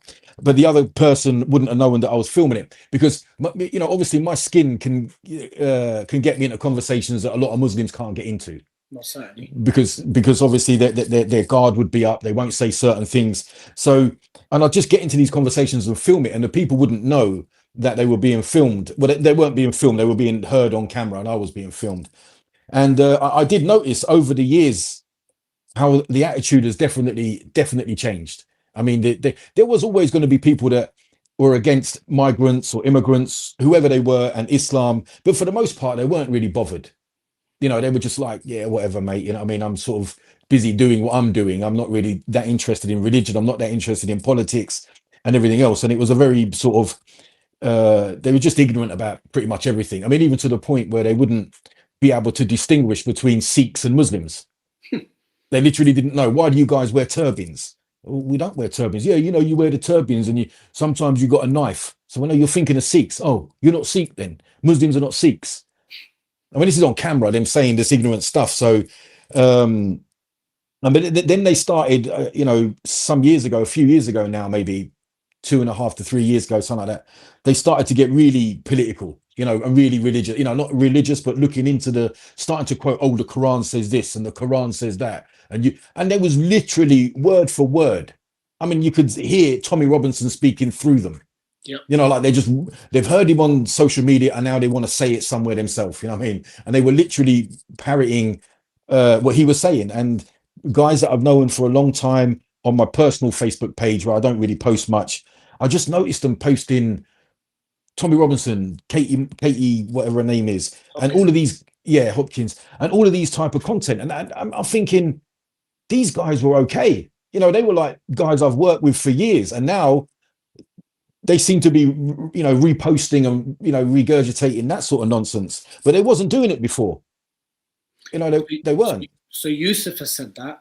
Jordan has said that. You have said that. Nearly every revert brother that I know has kind of said that there were people that on our Facebook or in our family or in our social network that we never had thought that they would hold these type of views or be so raggo about it, be so open about it. But now they are. Should we be underplaying this? But this most certainly seems to be the case. Are those who had racial grievances are more openly letting it known now? Yeah, they are. I mean, and I don't think we should underplay it, because I think we've been underplaying it for too long. And that's where it's got to where it's got to. Thank you. You know, we didn't jump on it in the beginning. I mean, Tommy Robinson, I don't even like saying, it's not even his real name, but we all know it ain't his real name. But he's nobody. I mean, he's not qualified in anything. He's not, you know, he's basically come from a football firm in Luton called the Migs. And they're not even like a renowned football firm like the ICF or Millwall or anything like that. You know, they're just ordinary football guys. And now he's rubbing shoulders with everyone. The Trump He's got state visits. Yeah, I mean, literally the head of everything. You know, like presidents, and Elon Musk is calling his name and saying, "Man, who is he? And how did we let him get this far by saying the same stuff?" And you know, I suppose we got to take some responsibility for that. You know what I mean? You know, we all thought it would just end up going away, but he never. He ended up getting worse. When we sat down and did our podcast, we spoke and said that the times are so crazy that Nick Griffin of BNP, formerly BNP, is now appears to be the voice of reason. He is. I mean, I listened to the podcast you done with Nick Griffin, and I was like nodding along. I was like, yeah, you know, it makes sense. But he hasn't changed his narrative. The world has just changed around him. So let's hear that. Roshan, let's play the clip from Nick Griffin. Let's hear what he's got to say in our most recent sit-down, please. Roshan, you there, brother? So this is no longer just the Zionists. This is a serious section of the British deep state is saying the same thing. And then you think in terms, back to Tommy, he's blatantly, obviously protected. If the British state was really thinking this man is actually potentially a serious problem, he wants to kick off a civil war, and one incident is, if not a civil war, it's certainly going to tear places apart. You know, there'll be none of the past or riots will be anything like what's coming if Tommy kicks off just a little bit of what he could do. So Tommy is protected. They could have locked him up for all sorts of things. Or they could simply go after him Al Capone style on the unpaid income tax, on the vast sums of money he's now raking in. And they don't, so he's protected. So again, what on earth is the British state doing? These three men, there's sort of ciphers of it. Tommy, Kemp and Betts. Yeah. What are they doing letting this run? And the moment you get to the military side of the British state, it's like that with the United States, with the US deep state, obviously. So I don't believe this is something that's coming from the British state, certainly not a Labour state, because it just does not compute at all. You know, they're crazy, they're mad, they're dangerous, they're riddled with Zionists, etc., but they wouldn't want to tear Britain apart in a civil war. America, on the other hand, is a different matter.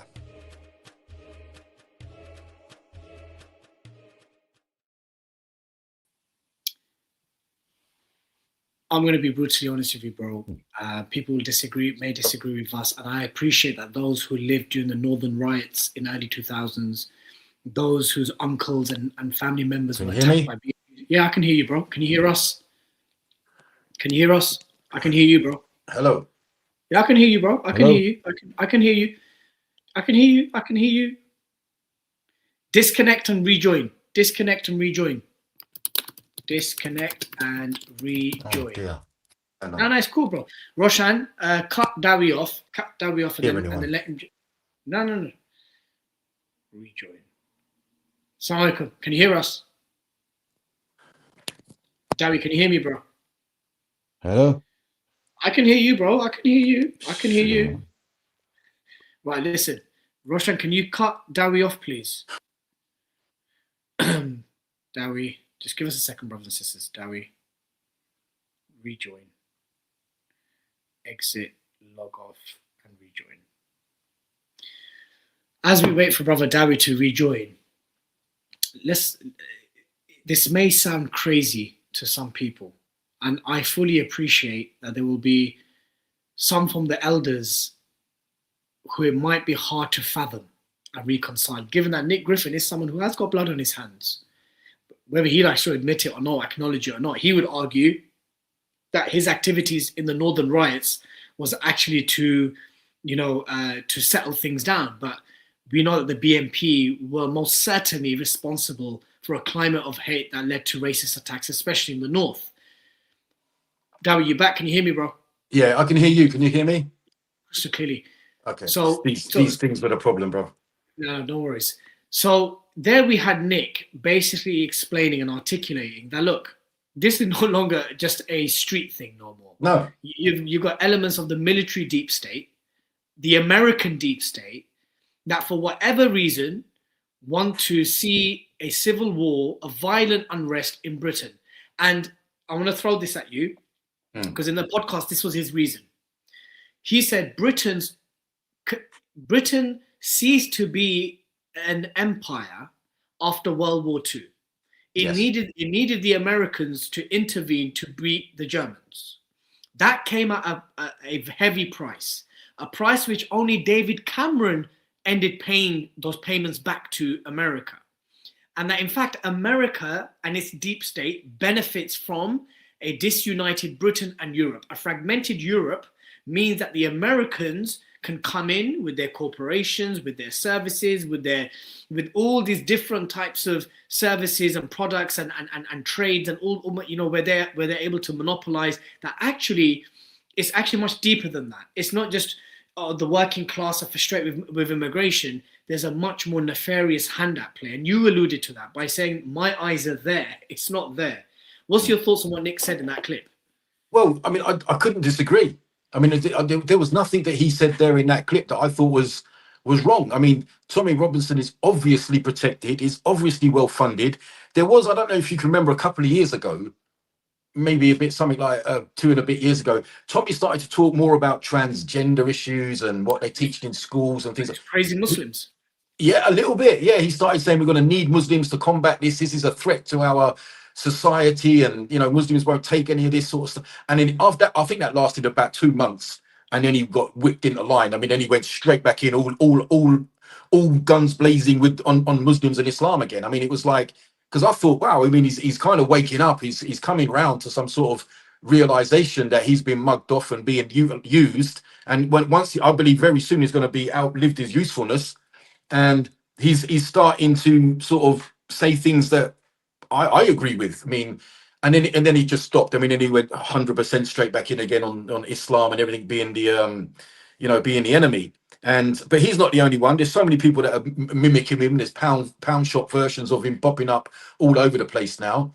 So I don't know what we're going to do to avoid. I don't think we can avoid some sort of civil unrest. I don't think we can avoid it. I think it's just going to happen. But without 5 pillars and people like yourselves, there's so much they get away with, because most of the time we don't know they're doing it. I can't do nothing. I'm not a journalist. I'm not going to be able to highlight this, investigate it, research it. I'm not going to do it, but I need to know about it. We all need to know about it. And at the minute, the only way we're getting to know about it is from what you're doing. So subhanAllah, bro, you need to really be pushing on with this. You know what I mean? There's a place for everything. There's a place for dawah tables out in the high street. There's a place for lessons in masjids. There's a place for everything. Yeah. But we got to have our own media. I mean, it's becoming more and more obvious to me over the last 9 months or a year, 9 months more so, that we got to have our own, because mainly you're talking, I don't know whether you'd call me an influencer, but guys on social media, all we got is mobile phones. And we're up against multi-million pound organizations. That's all we got is mobile phones. Yeah. So if we don't start backing you guys up, then how are we going to know things are going on? 100%. I wanted to ask you something. It's on the subject of civil war.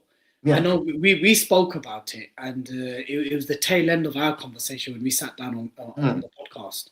And you said that, Didi, I can't see us avoiding this, or No. avoiding some kind of boiling point, which many in the patriot circles are talking about 2029 being a year, or the time is coming, or something's coming. And this conversations is not just being had within online circles. Like I said, Professor David Betts, this man is a academic in King's College London. We got Richard Kemp, a former British military general. You've got now ex-police officers, high-level police officers that are now retired, are now talking about, yep, something's about to kick off. It's only a matter of time. Do you believe it's unavoidable? Unavoidable. I really do. I mean, I'm not a professor like the experts in the field that you've just quoted and mentioned, but I can see it.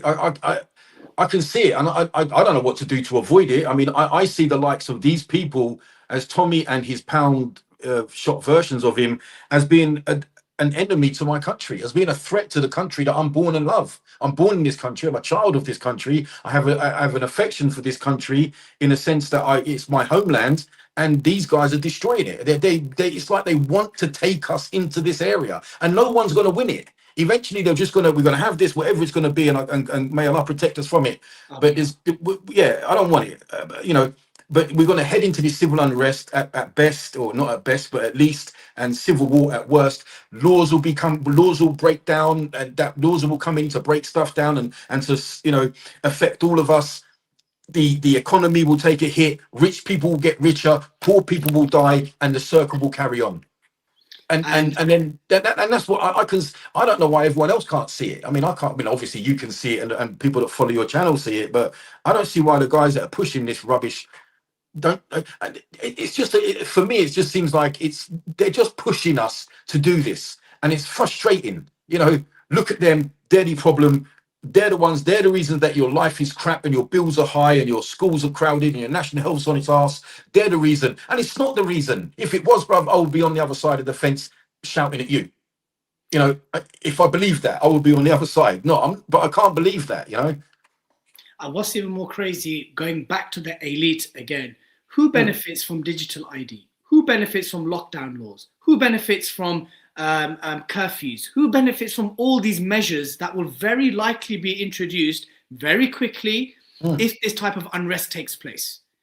If this type of unrest takes place, all of a sudden you'll see certain companies, certain corporations who tend to be friends with British politicians, just like they did during COVID, just like they did during many of these national emergencies, that when these type of issues take place, laws that come in, emergency laws that come in that infringe on our basic rights to speech, movement, it's gonna fill the pockets again of the elite, not your average white working class Brit and not your average white working class Muslim, right?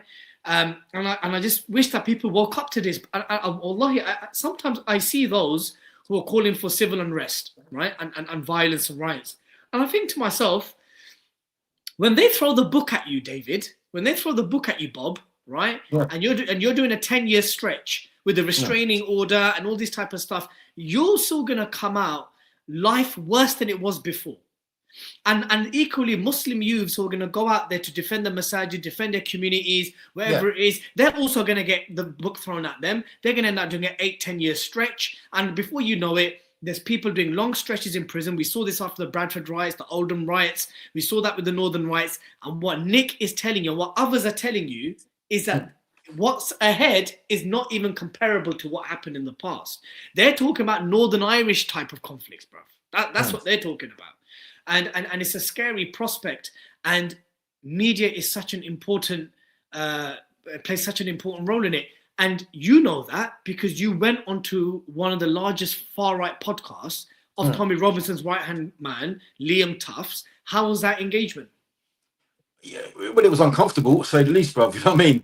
But I've noticed something. His content has, since that podcast that I did with him, he's quoted me indirectly in every podcast since. The woman that he had on after me, literally, the seat was still warm from my ass when she sat in it. She was walking in the studio and I was walking out. he put a note on my video, didn't he? Some of the stats that he said need to be researched, and some have been proven to be not right. He hasn't asked a single guest to prove anything. It's the equivalent to an ex-Christian going onto the podcast and saying, "Oh, by the way, Jesus will be in hell for a short time," and him not saying, "Well, I've never heard that before in Christianity. Where'd you get that from?" Because he said the exact same thing about our prophet, peace be upon him. Even he will be in hell. Where'd you get this crap from? There's another one, a professor that he's just got on a minute ago. I just said he's just putting. He's a professor. Oh, the Muslims have four times the amount of children as the non-Muslims.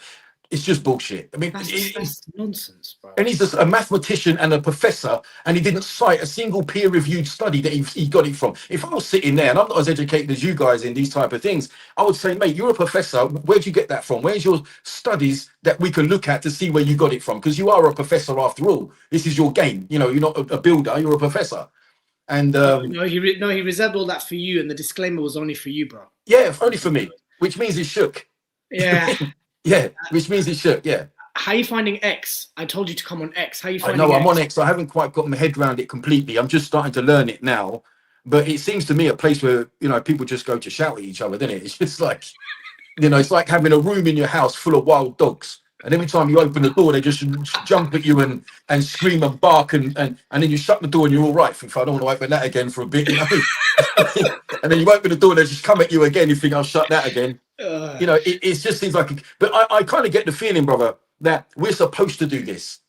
If I was thinking like the powers above, you know, like whoever they are, I would want me arguing with Liam. I would want me arguing with these guys, because that's what they put them there for. So we get distracted arguing with them, going backwards and forwards with them, rather than worrying about what they're doing, where they are.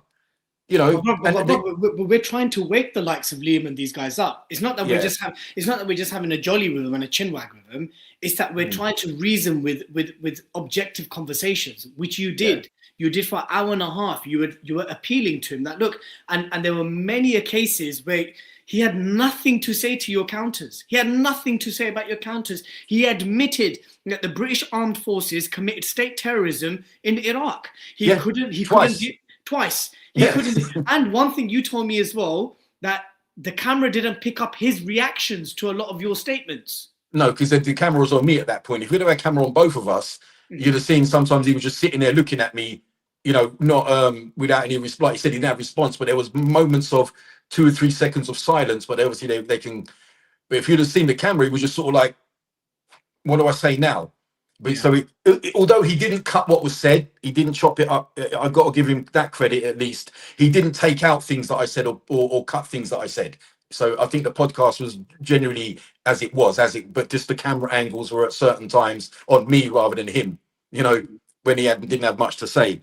But however, you know, he seems to have doubled down on his position. He seems to have, everyone he's got in since then seems to be saying the same crap that they were saying before. And now he's got this professor mathematician in who I just chat GBT'd it.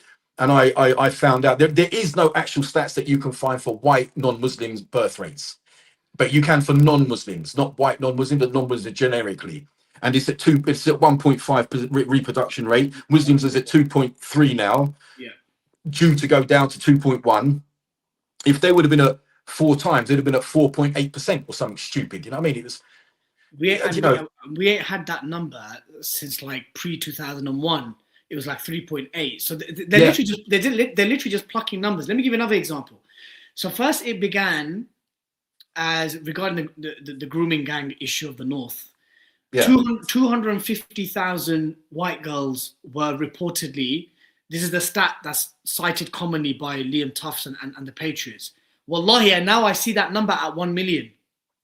I just see numbers just being thrown out there. No one is inquisitive. No one's asking, what's the source? Give me a reference. What's the data? Who collated this information? What's the qualitative nature of the data? No one's asking this. So my final question to you, bro, before I let you go. Yeah. It's the same question I asked Jordan. It's the same question I asked Yusuf. How much of this is genuine ignorance? How much of it is willful ignorance? Genuine ignorance is a lack of education and being duped. Willful ignorance is knowing that what I'm spreading is BS, but I'm going to spread it anyway because I've got some other score to settle here. How much of it do you think that is? I know it's hard. You can't put. Yeah, but I've seen the change, bro. Before it was just ignorance. You know, they just didn't know. Okay, so I did give them the benefit, you know, of the doubt. These guys just don't know what they're talking about. They get confused. Now I think it's willful ignorance. A lot of it now is they just don't want to hear it. I just don't care. I've got my mind made up. What they said is what I want to hear. What they said is what I want to believe. I don't hear. I just don't care now. I just want to be ignorant. Like you say, you can wake someone up who's asleep, but you can't wake someone up who's pretending to be asleep. And I don't think a lot of these people now, but a lot of my own people, white people now, just don't care. They just want to believe that narrative. It just suits them. They've got their teeth into it. They want to believe it. It's confirmation bias, and I'm really peed off about it. You know, I'm really angry.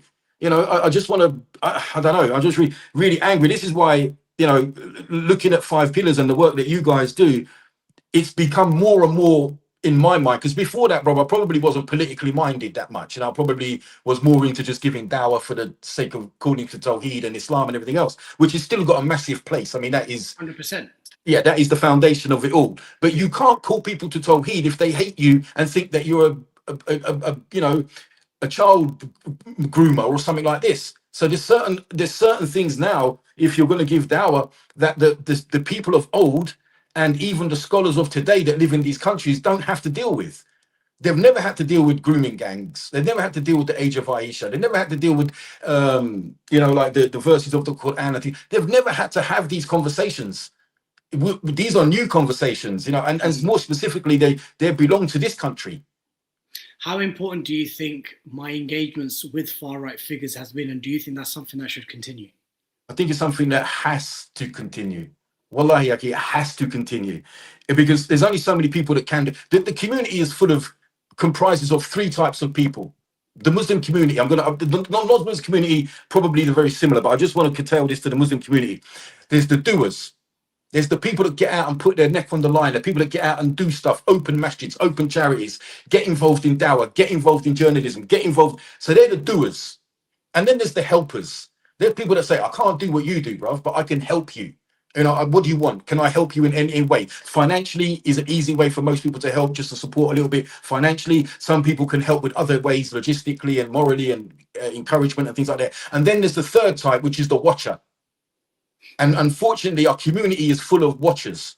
They want to watch everyone do everything else, and then when it suits them, they'll chirp in and criticize. Like they've got an opinion, and you haven't done anything yourself. You haven't been a doer or a helper. You've only been a watcher. And if you're a watcher, just keep watching and keep your mouth shut, because you're not helping anyone. At least the helpers are trying to help the likes of you guys. You know, they may not be able to do it. I can't do what you do, bruv. I'll be honest, I can't. It's not my thing. It's not my forte. Okay. So if it's your forte, you did very well on Liam Tufts, bruv. Yeah, you did very well. I wouldn't have done half that well if it wasn't for yourself and a couple of other brothers from EF there would give me some pointers on how to do that. I might have probably just lost my temper and lost the plot a little bit. So even that, without you guys, it wouldn't have happened.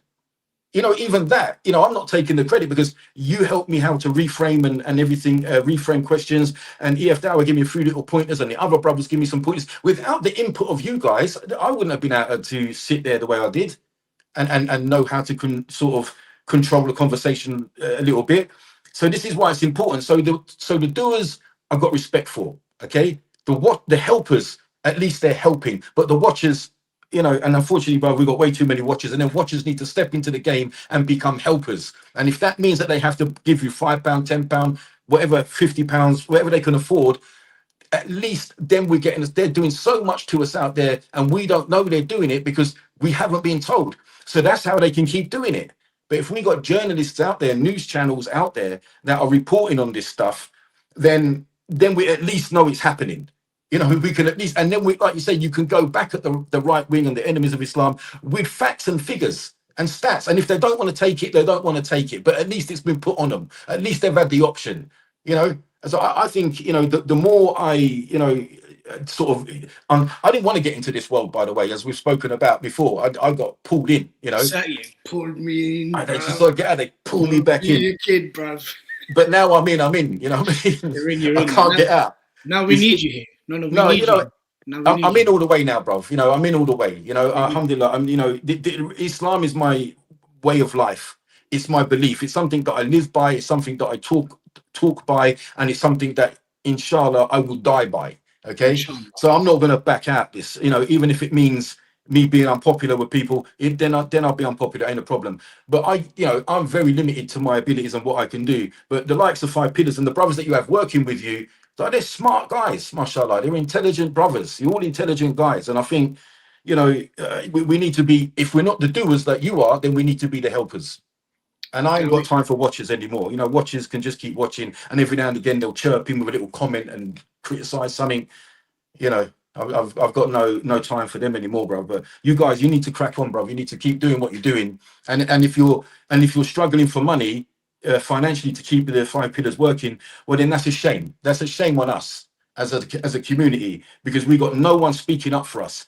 You know, like I say, there's no one out there telling the truth. There's no one out there researching it. There's no one out there going through the stats and the figures and taking it, because this all takes time. And not only does it take time, you need to be equipped to know how to do it. Yeah, I don't know how to do it. I just go and ask you guys. And you know what I mean? That's how I do it. But, this is why it's so important that we have a counter narrative and a counter news channel and a counter journalism to what's out there in a minute, because they're just getting away with talking absolute crap. I mean, they're just talking rubbish. And I get annoyed, and I'm probably going to get more annoyed. Now I can't go to sleep, bro. That's it. You got to be going. Nah, Dowie, listen, bro, I love you for the sake of Allah. You're an absolute gem and an asset of the community, bro. And I pray for your well-being, and I pray for your amplification, because we need it, bro. When you went onto Liam Tuff's podcast, yes, there was a fair amount of prep for it. But if you weren't his first Muslim guest, there was an imam on before you. There was another well-known brother that was on before you. And they, with all due respect to them, and may Allah accept it from them, or whatever good they try to do, it was, from my perspective and the perspective of many who watched it, it was a weak appearance. They didn't defend, they didn't assert, they didn't counter, they didn't reframe. And alhamdulillah, you went on, we prepped you as much as we could, but alhamdulillah, you already had the decorum. The decorum was already there. We just had to basically pack you up with the ammunition of facts. And Liam Tufts weren't ready for your facts, to be honest. And the sad reality is that many within this patriotic movement are not ready for facts. They want their cake. They want to eat the cake. They want to complain about the cake, and then disown that they ever had anything to do with the cake. Yeah, and you stole the cake. You stole the cake. Yeah, they had their cake, they ate the cake, but you stole the cake. Do you understand? It's crazy. And sometimes dealing with that level of willful ignorance, sometimes it's like biting your head on a wall. But Allah demands us that we convey the truth. Whether you like it or not, at least we've done our bit. At least I'm not going to meet you on the day of judgment and you're going to be like, nah, you knew this, but you didn't tell me. That's not going to happen. So inshallah ta'ala, I hope that we can work on that basis. Dowie, much love, my brother. Allah bless you and preserve you. Ameen. Keep us in your du'as. I will, bro. Wa alaikum salam. How do I get out? Exit. You press cross. Where's exit? You're so old school, bruv. Dowie is so old school. MashaAllah, tabarakallah. Brother Dowie is someone who I've only known for a couple of months. 3 to 4 months I've known Brother Dowie. Only seen his content maybe for the last 6 to 8 months. But in such a short space of time, we've become such good friends. And besides the fact that he looks like my father-in-law, he's a beautiful brother, lives down the road from me in Luton. And the ghairah he has for Islam is unmatched. And for those of you who haven't watched the podcast he did with Liam Tufts, go over to Liam Tufts or TMZ, and I think it's TMZ, I don't know what he calls it, but if you go into the Liam Tufts podcast and write Dowie, it was a fantastic podcast. I mean, there was nothing there I could have faulted. He done such a fantastic appearance and contribution. Allah accept it from him and make him weigh heavy on his scales. I mean, and has always made himself available to help the work of Five Pillars, and someone who I've deeply connected with, and someone who's very cherished to me in such a short space of time. But he made a very interesting point. He goes, there's 3 types of people in our communities: the doers, the helpers, and the watchers. Not everyone can be a doer. In fact, the vast majority of people in any community are not the doers. The doers are very few in number generally. At least comparatively to the masses, they're quite few. The helpers, however, can increase. The watchers are the ones we are appealing to. Roshan, how many people? We have 740 people watching. We've got 740 people watching this live stream right now on YouTube, on X, and on Facebook. How many of you are going to be helpers? As Brother Dowie said, how many of the 740 people watching right now across 3 platforms, how many of you are going to become from watchers to helpers? Whilst you're considering that, let me just give a few shout out to some of the donations that have come in. MashaAllah, tabarakallah. We've had Brother Khalid, who's donated £25, Brother Adam, £50, Brother Yusuf, £10, Brother Hassan, 25, Brother Muhammad, 5, Brother Aftab, 50, Brother Rafiq, 20. May Allah subhanahu wa ta'ala accept it from you all. Ameen. Make your way heavy in your mizan. Ameen. And if tonight happens to be Laylat al-Qadr, I pray to Allah Azza wa Jal that every single person that's donated, irrespective of the amount, that it is as if you have supported the work of 5 pillars in the defense of Islam and Muslims for longer than 1,000 months. Ameen Ya Rab. Ameen Ya Rab. For those of you who are watching and have not yet become helpers, i.e. you've not given or supported the work of 5 pillars, let me just remind you that giving sadaqah does not decrease your wealth. It does 3 things actually. When you give sadaqah, it does 3 things. Number 1, it increases your wealth. You may not see it immediately. Some people actually see it immediately. They'll give and the next day or the next week something happens where they have accrued more money. MashaAllah, tabarakallah. Brother One Deen has been on fire. Brother One Deen, Allah bless him and preserve him, he's talking about matching people's donations. So, Roshan, please keep our brother One Deen 89, his message up. You give sadaqah, it increases your wealth. You give sadaqah, it purifies your wealth. You give sadaqah, it expiates you of your sins. And we know this. We know from various hadith where Prophet ﷺ says that giving sadaqah does not decrease your wealth.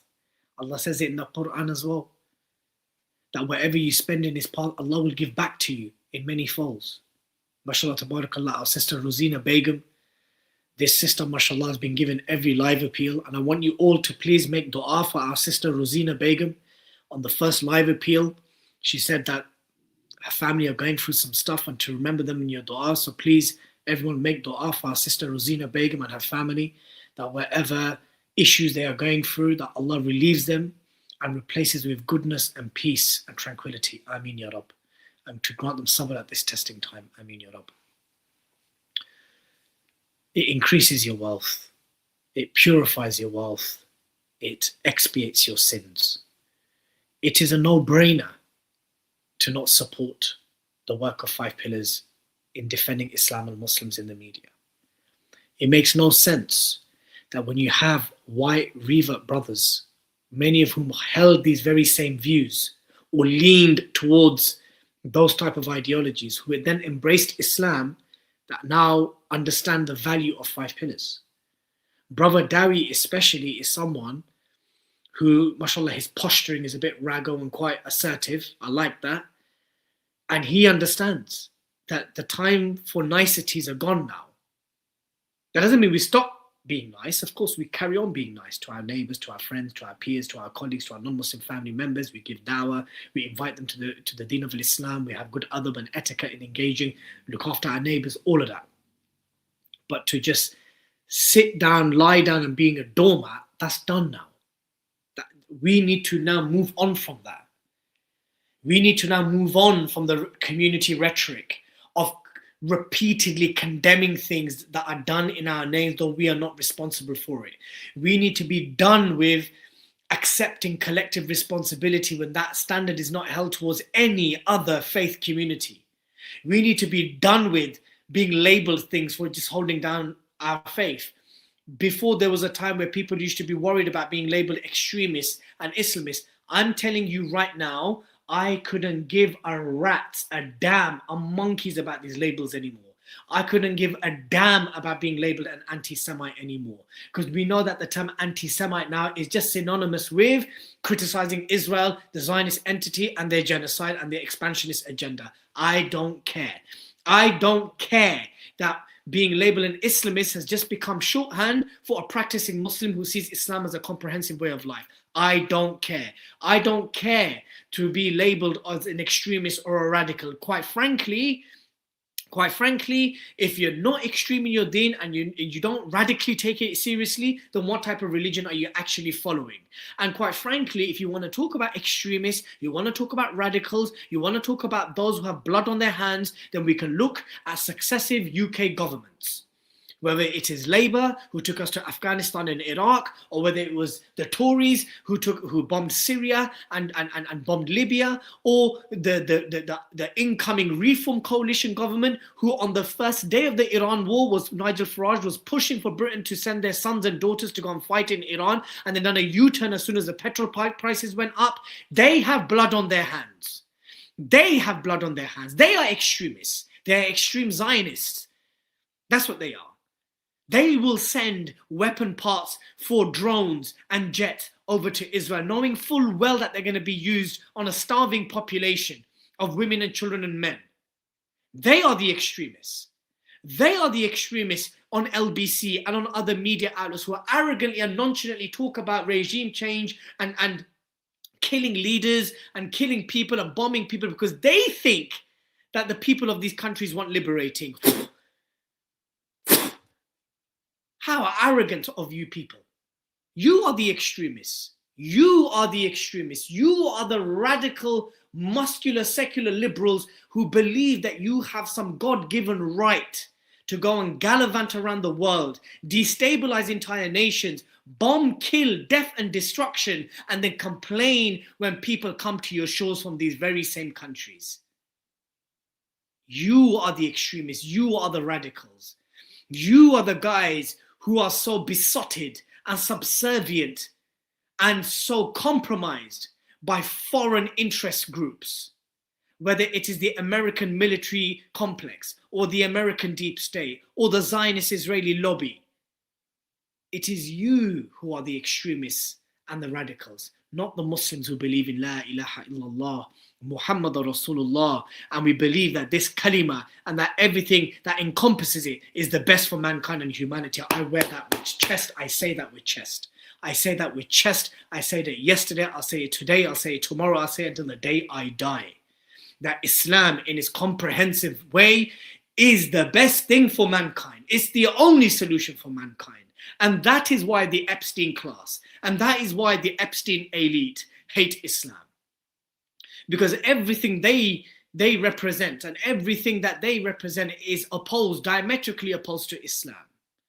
Islam is against injustice. Islam is against oppression. Islam is against genocide. Islam is against ethnic cleansing. Islam is against rape. Islam is against looting and stealing people's resources for the benefit of a small group of elite. Islam stands firmly against that. Islam is against interest and usury. Islam is against alcohol, drugs and vice. Islam is against sex outside of marriage. Islam is against all of this stuff. Islam is against pornography. Islam is against gambling.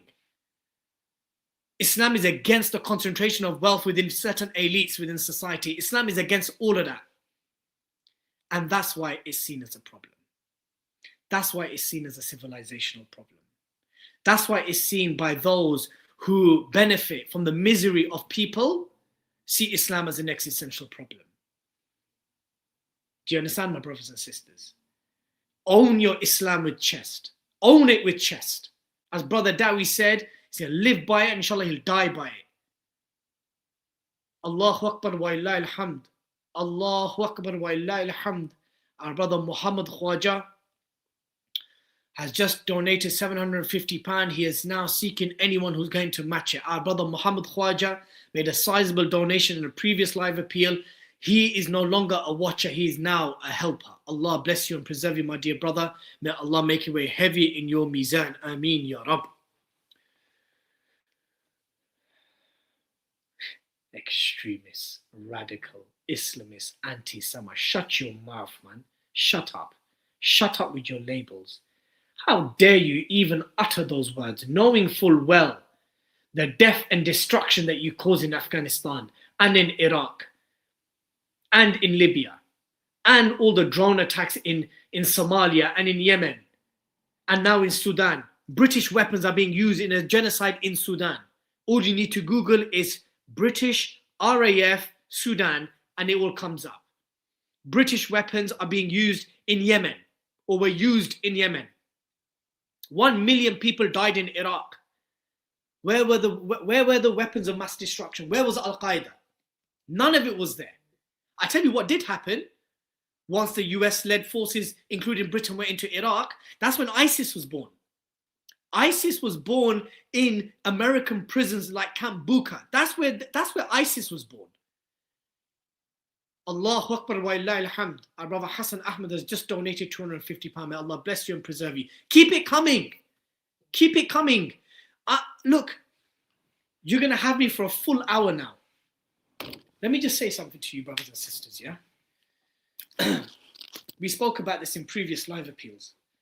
Do you think a GB News reporter who's on £150,000, one of their most prominent midgets, his name is Patrick Christie. Patrick Christie is a guy who not just a couple of weeks ago, primetime TV, told millions of viewers, oh, by the way, Pakistani Muslim men on Eid Day like raping white girls. Yeah? These guys are on 6-figure salaries. Do you think they go to work? Or do you think there's a point in the year where they think, oh man, we need to now do fundraising for our salary? No, they don't. No, they don't. They don't. GB News runs at a multi-million pound loss. Get that through your heads, brothers and sisters. GB News runs at a multi-million pound loss. Just this year, they had a 22 million pound loss. Ask yourselves, why is a news organization like GB News the most prominent, outspoken broadcast channel that basically spreads vitriolic hate and incites against Muslims and migrants nearly on a daily basis, if not on an hourly basis? What makes them increase their output, i.e. increase their journalism, whilst running at a multi-million pound loss? So I'll tell you why, brothers and sisters. Because their aqidah, their worldview, their ideological objectives beats profits. They're not here for the money. Sir Paul Marshall, I think the guy's, his name is Sir Paul Marshall, I believe, a Protestant Zionist Brit who also owns Spectator, whose hedge fund company is based in the UAE.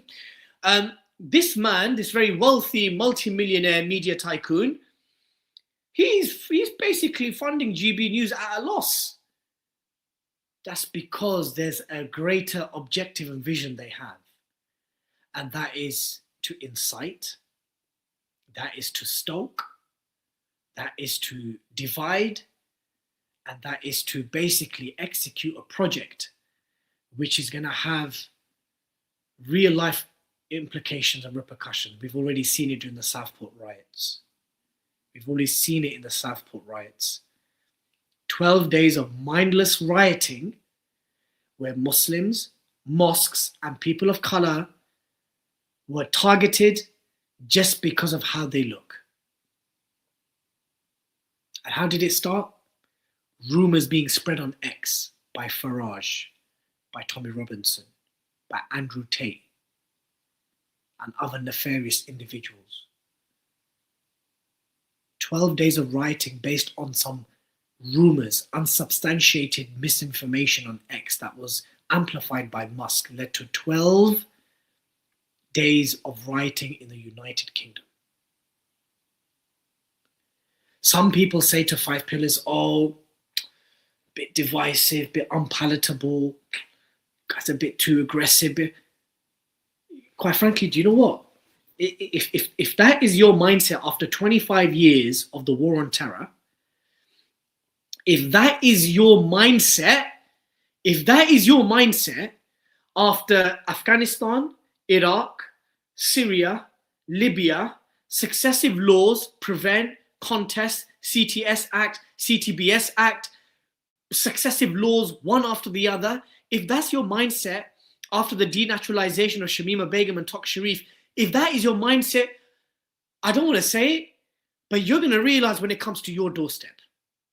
You're going to realize when someone of yours gets their head kicked in simply because of how they look or because they're Muslim. Roshan played the video recently of a sister in hijab who was targeted in a mowing down attack. Roshan, play the video, please.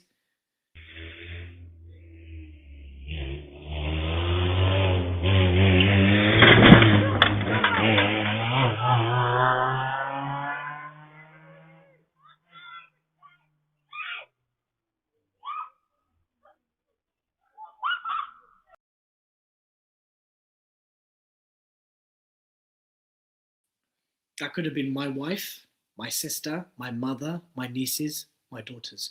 That could have been me. That could have been Sister Rosina. That could have been any one of you. Now, if you're wondering, oh, but how does the work of 5 pillars prevent attacks like that? No, we can't actively prevent an attack like that, because to prevent an attack like that, the person who's about to perpetrate the attack needs to have some type of epiphany or awakening to not carry out this type of heinous crime. But what we can do is contribute towards an environment where we counter lies, where we refute lies and misinformation, disinformation, and actually educate people who may want to be inclined towards that type of ideology that creates the environment that we're currently in. Do you understand, brothers and sisters? So when we say to you, when previous guests have said to you, oh, 5 Pillars isn't a humanitarian organization, there's always going to be war and conflict and calamities and natural disasters, etc. and so forth, and that actually supporting the work of 5 Pillars contributes towards lessening that. Yeah, it's not that 5 Pillars is going to stop an Israeli bomb dropping in Lebanon or in Syria or in Gaza or in Iran. No, but we're going to contribute towards exposing the Taghut, exposing the Munafiqeen, exposing the Zalimeen, exposing the nefarious lobby groups that make these type of foreign policy decisions okay. Do you understand, my brothers and sisters? So, look, tonight's the 27th night for many of us. Even if it isn't the 27th night, it's the 26th night, irrelevant. It could be Laylat al-Qadr. It could be Laylat al-Qadr. It's not time to waste. And Roshan, tell me how many people are watching, please. We've got hundreds of people tuned in. We've got hundreds of people tuned in. And I'm telling you, whilst donations, 750 people are tuned in. And mashallah tabarakallah, donations have been coming in. Alhamdulillah, donations have been coming in. But that doesn't mean it should stop. Because I know that we've not had 75 individual donations. So that means not even 10% have donated today. Whilst they're watching, consuming, probably nodding their head, probably saying subhanallah to what we're saying, and still not giving. What is it? Is there some more convincing? In fact, actually, if you are someone who's watching this live appeal and you are not convinced as to why you should support 5 Pillars, please, for the sake of Allah, I'm genuinely requesting from you. I'm asking you, your brother Dili Hussein is asking you, please comment or email us at info@5pillarsuk.com and tell us what it is that's holding you back. What is it that you need convincing of? And inshallah ta'ala, we will try convince you as to why you should support the only independent Muslim media that is actively, proactively, not just refuting, rebuking, and exposing the far right, but also finding means to engage with those voices of reason within that movement, even though we ardently disagree with them. My dear brothers and sisters, I'm going to play some clips, yeah? I'm going to play some clips from some of the podcasts that I've done with far-right individuals. I will tell Roshan to play some of the clips shortly. But basically, someone asked earlier, do you regret platforming the far-right? What regret do I have? Why would I have regrets? Did I present them to you as allies? No. Did they present themselves as allies? No. It was a sit-down and a cordial conversation to gauge where the sentiments are on the other side. It is to hear from prominent voices within that movement as to what is actually festering and what exactly we could potentially, if there are any, areas of agreement which we can look at to prevent a greater harm. We already know, Allah already tells us in the Quran, the believing men and the believing women are allies of one another. We already know that for Muslims, there is no permanent alliances. There can be alliances of many sorts, good ones, peace treaties, agreements, collaborations to work on taqwa and birr. There's so much of that we can do with non-Muslims. But in terms of permanent alliances, the believing men are allies of the believing women.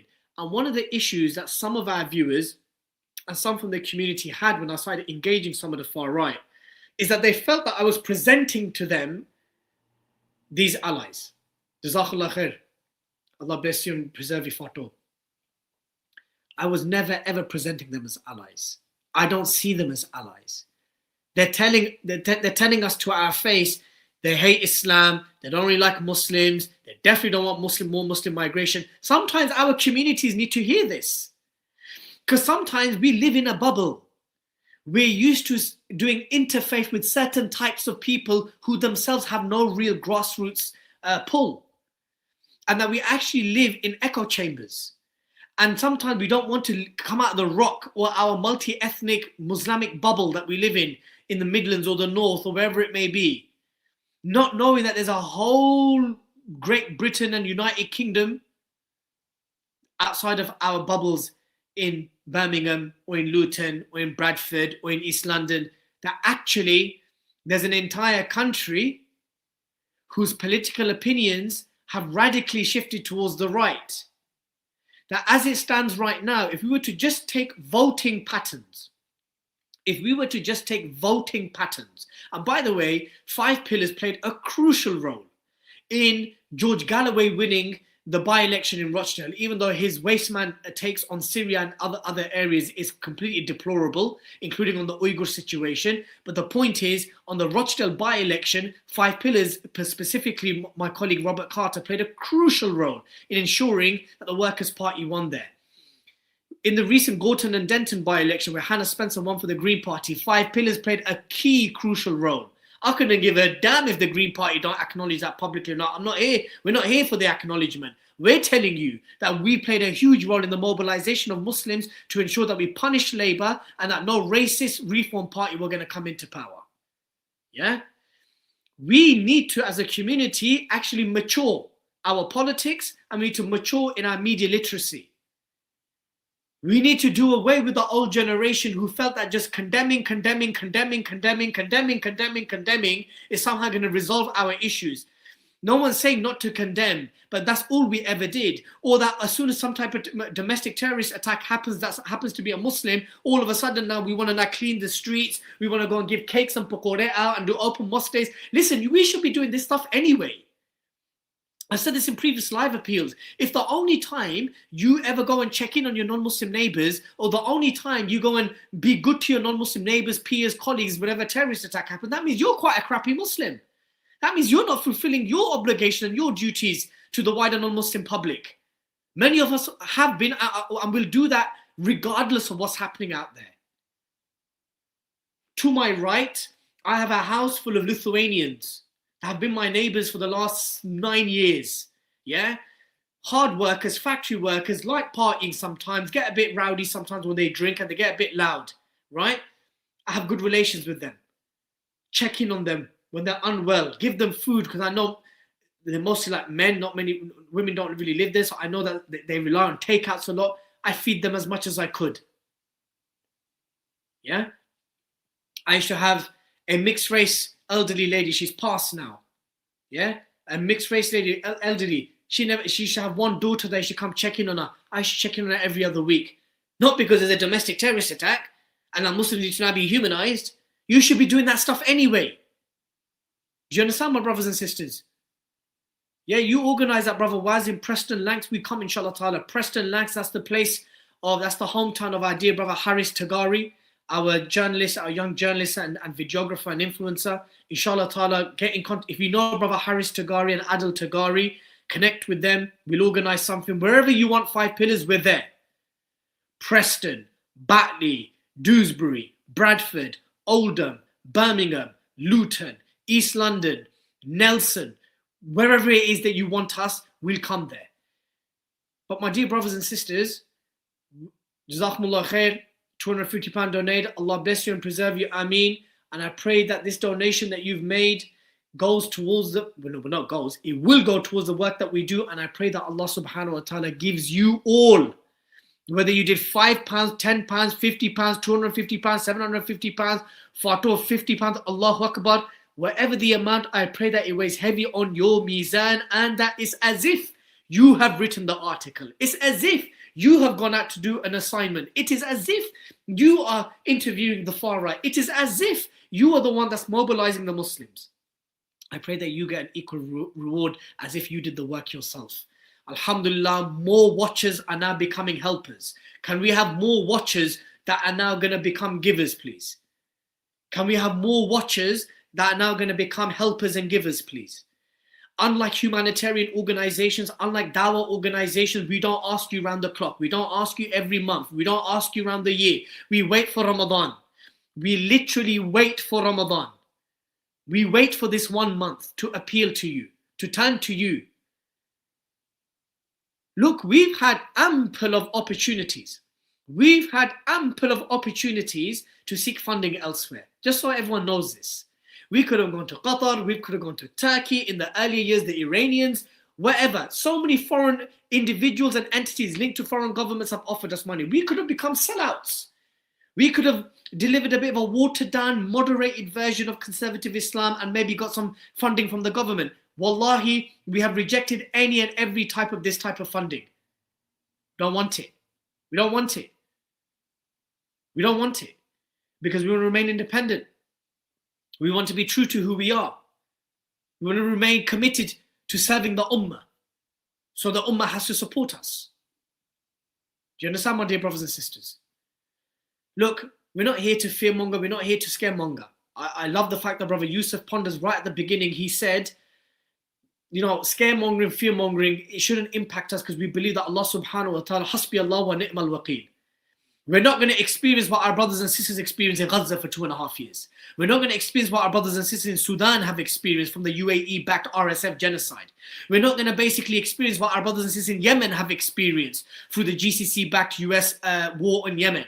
We're not going to experience what the Iraqis and the Afghans have experienced. So alhamdulillah, I pray to Allah that we're not even going to experience a fraction of the death and destruction that our brothers and sisters elsewhere have experienced. However, our reality has to be proportionate to our environment. And that is, sisters will be attacked. Sisters will be targeted. When you have the likes of Rupert Lowe and Reform and Tommy Robinson dehumanizing our sisters, talking about hijab and niqab and burqa, of course there's a target on their back. Of course there's a target on their back. And who's doing anything towards that? I don't want to start name dropping organizations, but which national organization is doing anything, to be honest? Besides just moaning and crying about it to the Labour government. And the Labour government themselves have been pandering to the far right. Shabana Mahmood was only not too long ago talking about whether jewellery should be taken from female migrants to contribute towards their stay in the UK. Right? Or Reform, Nigel Farage, who basically said he don't care if it's women and children, he's sending them back. These are women and children and young men who are escaping war zones and escaping, as they call it, Sharia shitholes. And these places have become shitholes because they've been bombed. They've been invaded. They've been crippled through sanctions, my dear brothers and sisters. Who's going to highlight this weak hypocrisy to them? Who's going to do it? Who's going to do it? Except for just crying about Islamophobia all the time. We know Islamophobia is real. We know anti-Muslim hatred and bigotry is real. We know it. I said this bazillion times. If you are a steadfast Muslim, enmity and hostility is something you're going to experience as occupational hazard. Just like the Prophet faced from his own people for 13 years. Just like Lut experienced it with Sodom. And Hud and Saleh with Ad and Thamud. And with Nuh alayhi salam. And with Ibrahim alayhi salam.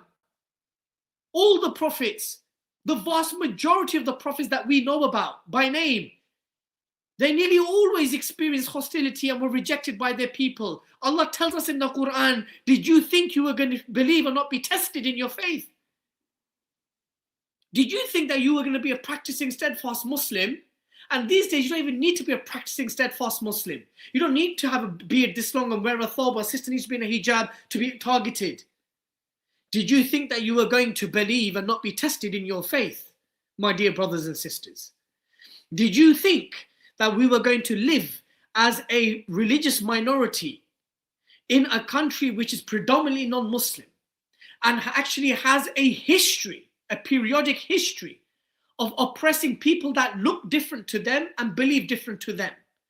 The very fact that we are here, we are the sons and daughters of colonial subjects. We are the great-grandchildren of colonial subjects. Why did our forefathers come here in the first place from the Commonwealth? Do you understand, my dear brothers and sisters? We need to be good Muslims. We need to give da'wah. We need to do community outreach. We need to be good to our neighbors and our non-Muslim peers and colleagues and all of that. That stuff should be happening anyway. That should be happening anyway. But it's not a strategy. When did giving pakore and cakes out become the strategy to deal with an imminent pogrom-style treatment of Muslims and migrants? When? We have more Muslims being represented in the mainstream than ever before. I would go as far as to say that Muslims have more representation in the mainstream than compared to other faiths. How about that? We have like 20 or so MPs in Parliament. We have a Muslim mayor of the freaking capital. We had for a brief period a Muslim First Minister in Scotland, Hamza Yusuf. When we saw what he said, yeah, there's nothing wrong with a man and a man getting married. There's nothing wrong with sodomy. Anyway, and we see what Sadiq Khan, even Sadiq Khan, I mean, think about it, subhanAllah. Sadiq Khan is seen as an Islamist by many within this movement. If Sadiq Khan doesn't stand a chance, if Adil Ray, for those of you who are non-Brits, Adil Ray is a broadcaster and a presenter who featured in this comedy program called Citizen Khan, which is like a comedy show about a Pakistani migrant from the Midlands. He said a couple of nice things about Sharia law when Zohran Mamdani won. Adil Ray, the most assimilated Pakistani Muslim you can get. Sadiq Khan is the most assimilated Muslim you can get. You can't get more assimilated than Adil Ray. You can't get more assimilated than Sadiq Khan. Anything more assimilated to that, you might as well just apostate. You might as well just become a murtad. But even they are labeled Islamists and extremists and this and that. So my dear brothers and sisters, what I'm asking you and what I'm kind of rhetorically making you ponder about is that if you see a foreseeable future in Britain, you need to buckle up. There's tough times ahead and you need to start supporting institutions. You need to start supporting 5 pillars if you haven't or aren't already doing so. You need to be supporting the likes of Cage. You need to be supporting other Prevent Watch. You need to be supporting various other institutions that are not just about giving Qur'ans out in dawah stalls. We saw what happened in the Southport riots in Liverpool to one of the dawah stalls. They came and they booted the table and they attacked some of the brothers. And Brother Dowie made a very good point. We're not just conveying the message of Islam anymore. People don't want to hear the message of Islam simply because you are not white, simply because you have a name like Muhammad or Abdullah. It's a new reality now. Do you understand, my dear brothers and sisters? And this is not me fear-mongering or scaremongering. I'm telling you, these are the words of ex-British military personnel like Richard Kemp. These are the words of academics like Professor David Betts, who teaches at King's College London.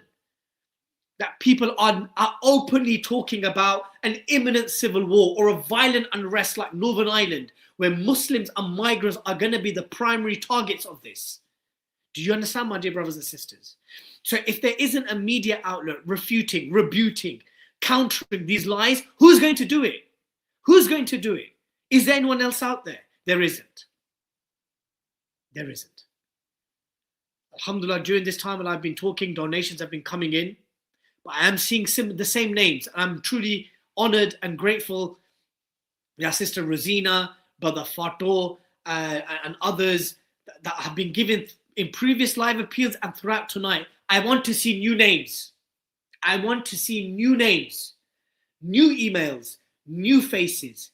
So stop being a watcher, start becoming a helper. Now, that's it. Just on a previous point. Muslims, we're not short of representation. we're not short of representation. Guz Khan had his show on BBC Primetime.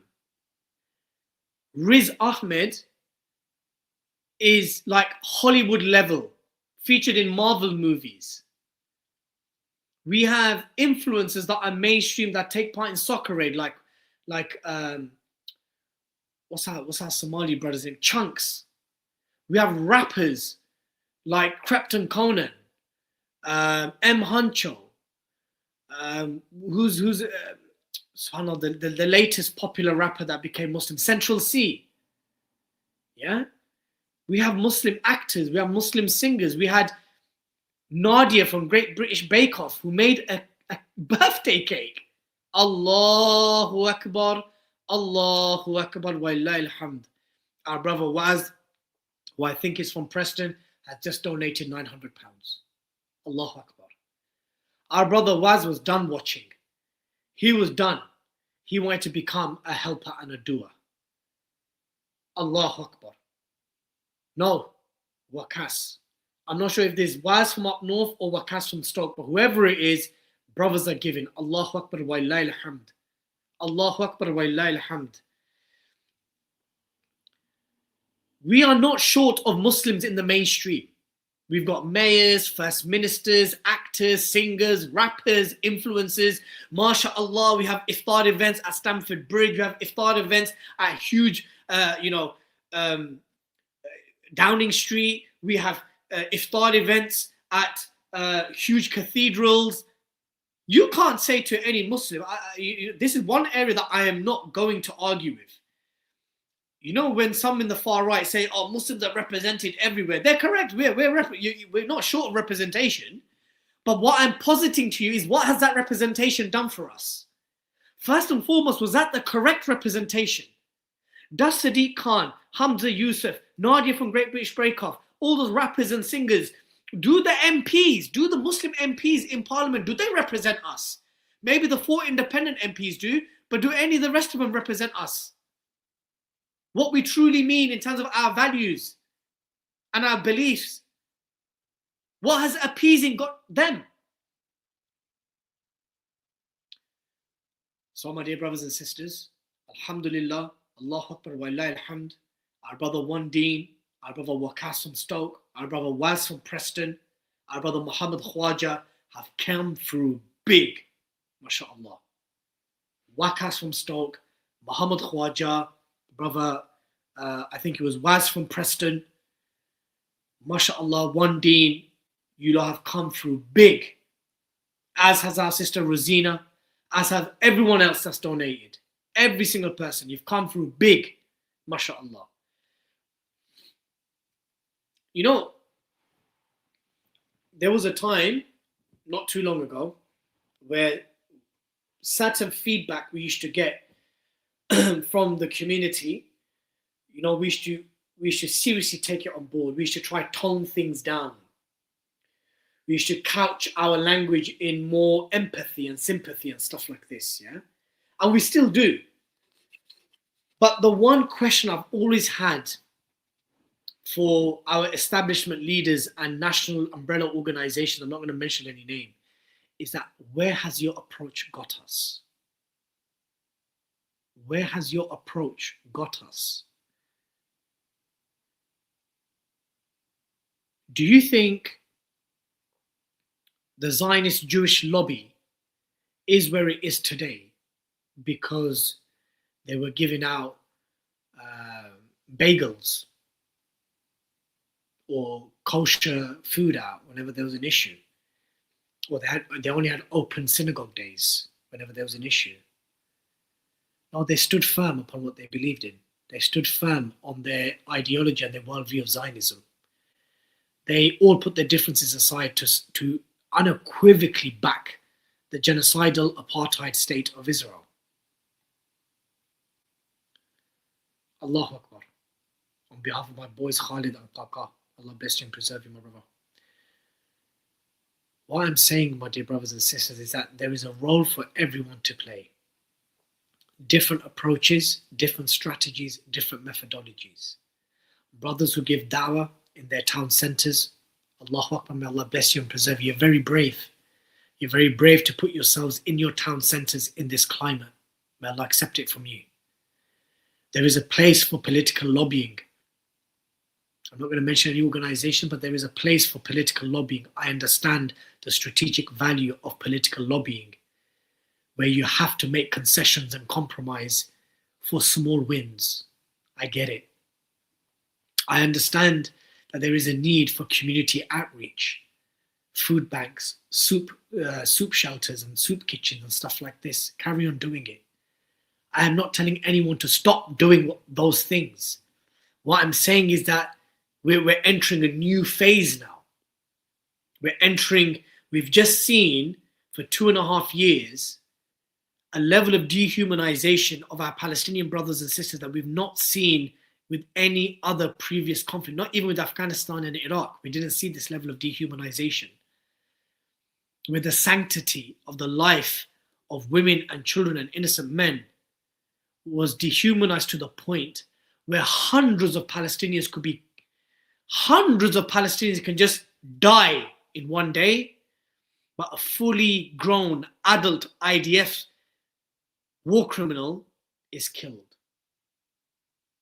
The disparity in the language, the disparity in the framing, the disparity in the humanity. What does media do? Media influences public opinion. Media manufactures consent for foreign policy and domestic policy. So similarly, 5 Pillars wants to influence the public opinion of our communities. It also wants to influence the public opinion of some within the far-right movement. Because I'm telling you now, and again, you may shoot me for it, not every single person who sympathizes with far-right ideologies is inherently a bad person. They're not. I'm sorry, they're not. They live difficult lives, crappy lives. They're struggling, financially struggling. There's all sorts happening to them, and they're being fed. Oh, by the way, your life's like this because of the Muslims. Your life's like this because of these migrants that come into hotels and have PlayStation 5s and have iPhones. That's what they're being fed round the clock. So someone has to give them some home truths. Someone has to engage them. Yes, we batter the far right as well. If you go onto my Twitter and go onto my X, I'm always having it out with them. And you'd think to yourself, right, is Dilly really winning people over with this? No, because there's a time and space for everything. On X, it's a battlefield. It's a cesspit where no one is a good faith actor. So I match people's energy there with home truths, never with profanities. Most times not. But in real life, I always extend an olive branch to sit down and have cordial discussions with those who literally hate our deen and hate us. But sometimes you need to give them home truths, and sometimes you need to get them to acknowledge these home truths. So in that light, Roshan, can you please play the first clip from Dr. Callum Miller? Dr. Callum Miller is an Oxford lecturer and academic who is a devout Christian, Protestant Christian himself. He is not someone who I would regard as far right, but most certainly he is right-leaning. And I had a fantastic conversation with Dr. Callum, who I'm still in touch with, and my engagement with him has been entirely cordial. This is what he had to say about women in the workplace and low fertility rates. It's easy to see how people who just run businesses or run economies or run governments want to kill off the elderly. And they have said this explicitly sometimes, that we need to get rid of them for our economy to survive because we're not having enough babies. Because there are so few babies, there's no one to work to look after the old people. So why have people stopped having babies? Because of abortion. So we have to kill them at the end of their life because there aren't enough babies because we're killing them at the beginning of life. and all of that is, and again, part of that is economic, because if you want women in the working place, you can't have them having children.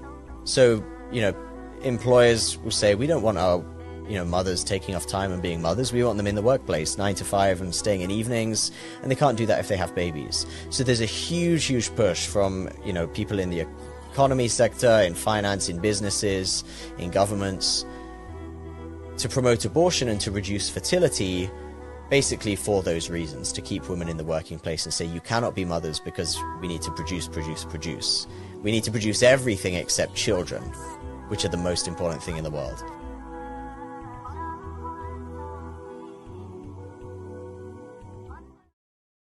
Of course it's the most important thing, one of the most important things. The Prophet sallallahu alaihi wasallam, what did he tell us?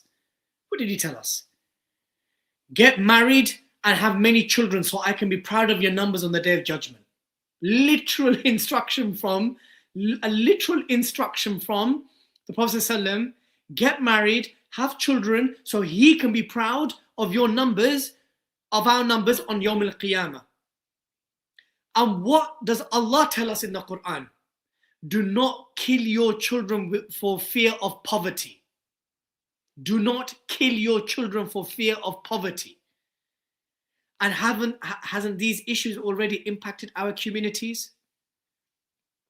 Hasn't it already impacted our communities where we are getting married later, we're having less children, divorces are becoming the norm, people are not fighting for their marriages, people are seeing children as a financial burden? Is it not impacting our communities? It's impacting my community, it's impacting my families, so it must be impacting yours. And sometimes those in the right need to hear these reasonable voices like Dr. Callum Smith. I just want to say something about Dr. Callum Smith. From all of the kind of non-Muslim Christian type of right-leaning people I've engaged with, Dr. Callum Miller has been the most pleasant. He has been the most pleasant, you know, and we've stayed in touch, and we're supposed to meet, and we're going to meet again on a social. And he's such a level-headed, you know, voice of reason within that movement. And that's even if you can put him in that movement. But, you know, people need to hear it. Patriots need to hear it. That you're crying and moaning about Muslims having too many babies. We're telling you we're not having enough babies. We're telling you that we're not that far behind you, actually. That we're following your trends. And we as Muslims know that we do not stick our parents, our elderly parents, in care homes. That is literally the unfathomable last resort because of some genuine reason as to why you can't look after your elderly. Otherwise, our parents are going to die with us. They're going to die with us in our homes. We'll work it out between the siblings. Our parents are not being put into care homes. The white population of Britain is 82%. Yet, 97.5% of all the elderly in care homes are white. Subhanallah. Subhanallah. 82% of the population, 97.5% of the population in care homes are all white. There are more dogs. In British households than children under 12. Just put that into perspective, my dear brothers and sisters. Put that into perspective. And sometimes you need to engage people from that community to have these very real conversations. Roshan, can you please play the clip from Alex Phillips where she talks about how the West has basically abandoned God? We have done something in the West, particularly the Anglosphere. You don't see it as much in the southern Mediterranean countries, the Catholic countries, but the sort of Protestant countries in particular have just gone, oh, well, we don't need God. And then they complain when someone else comes along and says, well, we do need God, and we're going to be quite assertive about it. So I agree with those points entirely. And the things that you're talking about in terms of the huge demographic changes, again, yeah, I mean, Muslim families tend to have a higher birth rate than non-Muslim families.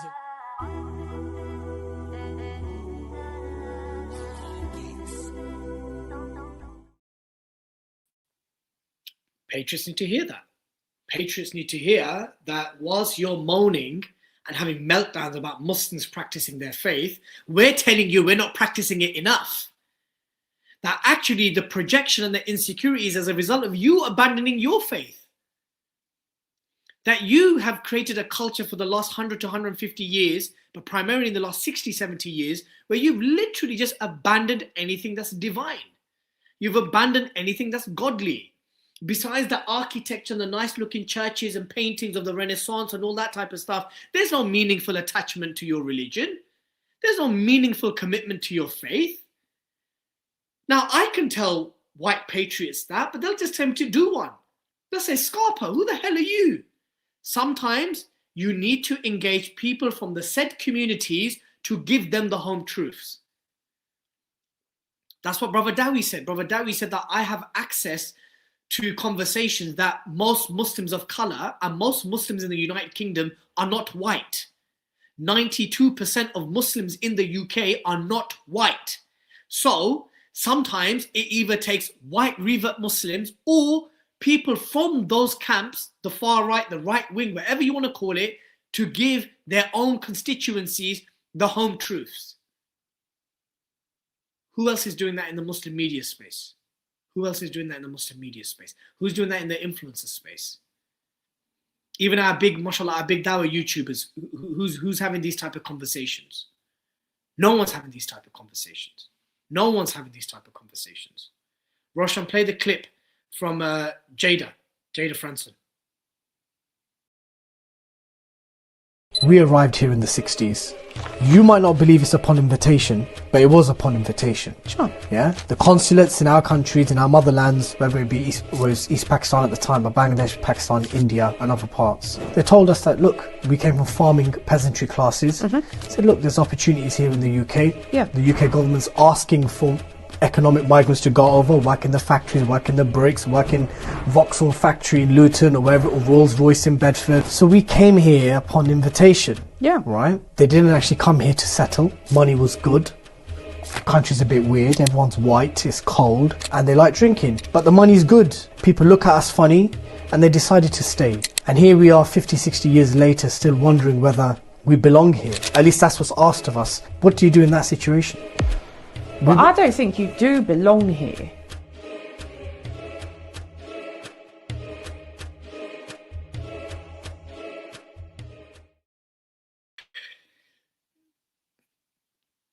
Jada Franson doesn't believe we belong here. And she's not alone. She's not alone. I think around 60 to 70% of reform voters and reform supporters believe that even British-born immigrants shouldn't have the right to vote. I'm going to caveat that. I'm going to caveat it just so that reform doesn't sue us. Reform voters. Let me rephrase that. A significant majority of Reform UK supporters, who are the largest political party at the moment in terms of support, according to multiple polls, they do not believe that if you are the children or descendants of immigrants, that you should hold any political power. And that actually, eventually, you should go back. Look at the cheek and the audacity of it. And I've told Jada this to her face, off camera, on camera. The cheek of going to India in 1757, setting up the East India Trade Company, 100 years later in 1857, formally colonizing all of India under the British Empire, looting $45 trillion from an empire previously under the Mughals that had 25% or 26% of the entire world's GDP, then creating borders, unnatural borders, that today Pakistan, Bangladesh, India. 2 million from India fought for Britain in World War I, World War II, of which I believe 600,000 were Muslim, fought in World War I, World War II. And as Jeremy Paxman said in his book, What Ruling the World Did to the British, he said undoubtedly, unquestionably. Yeah, I'll take that question shortly, Roshan. It was India, Mughal India, and the colonization of India that put the great into Britain. It was the trillions of pounds that was taken from India, stolen from India, looted from India, that stimulated the British economy, which led to the Industrial Revolution. It was the Indian forces, voluntary forces, whether they fought out of compulsion, for a stipend, or in the hopes of independence after. The point is, 2 million fought, 600,000 Muslims fought for those two world wars. Those weren't their world wars. They weren't Islamic wars. They weren't religious wars. These were white European wars against other white Europeans. Then our forefathers were then invited to the UK, incentivized. It doesn't matter, quite frankly, that every single Brit didn't vote for it. Your ruling elite did. Your ruling elite incentivized migration from the Commonwealth and the former colonies to come here, to work in the factories, to work in the mills, to rebuild Britain after 2 bloody world wars. And after all of that, the likes of Jada believe we don't belong here.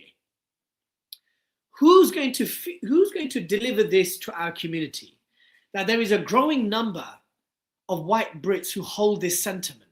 Not all Brits. I wouldn't even say the vast majority of Brits, but I would most certainly say at least 1/3, if not 1/4 of Brits have these sentiments.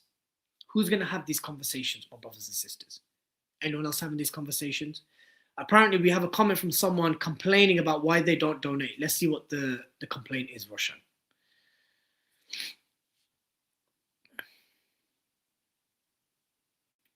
So, Dilly, can you address it? Why aren't you campaigning against Pakistan's genocide of Bengalis? Rizina, why should I contribute to someone who doesn't care about Bengalis? Why is the Bengali whitewashed by 5 pillars? They should be campaigning against Pakistan. This is just some... I'm not even going to dignify that with a respectful response. But I will, because it's the 27th night. And I'm assuming you're a Muslim, so I'm going to deal with you cordially.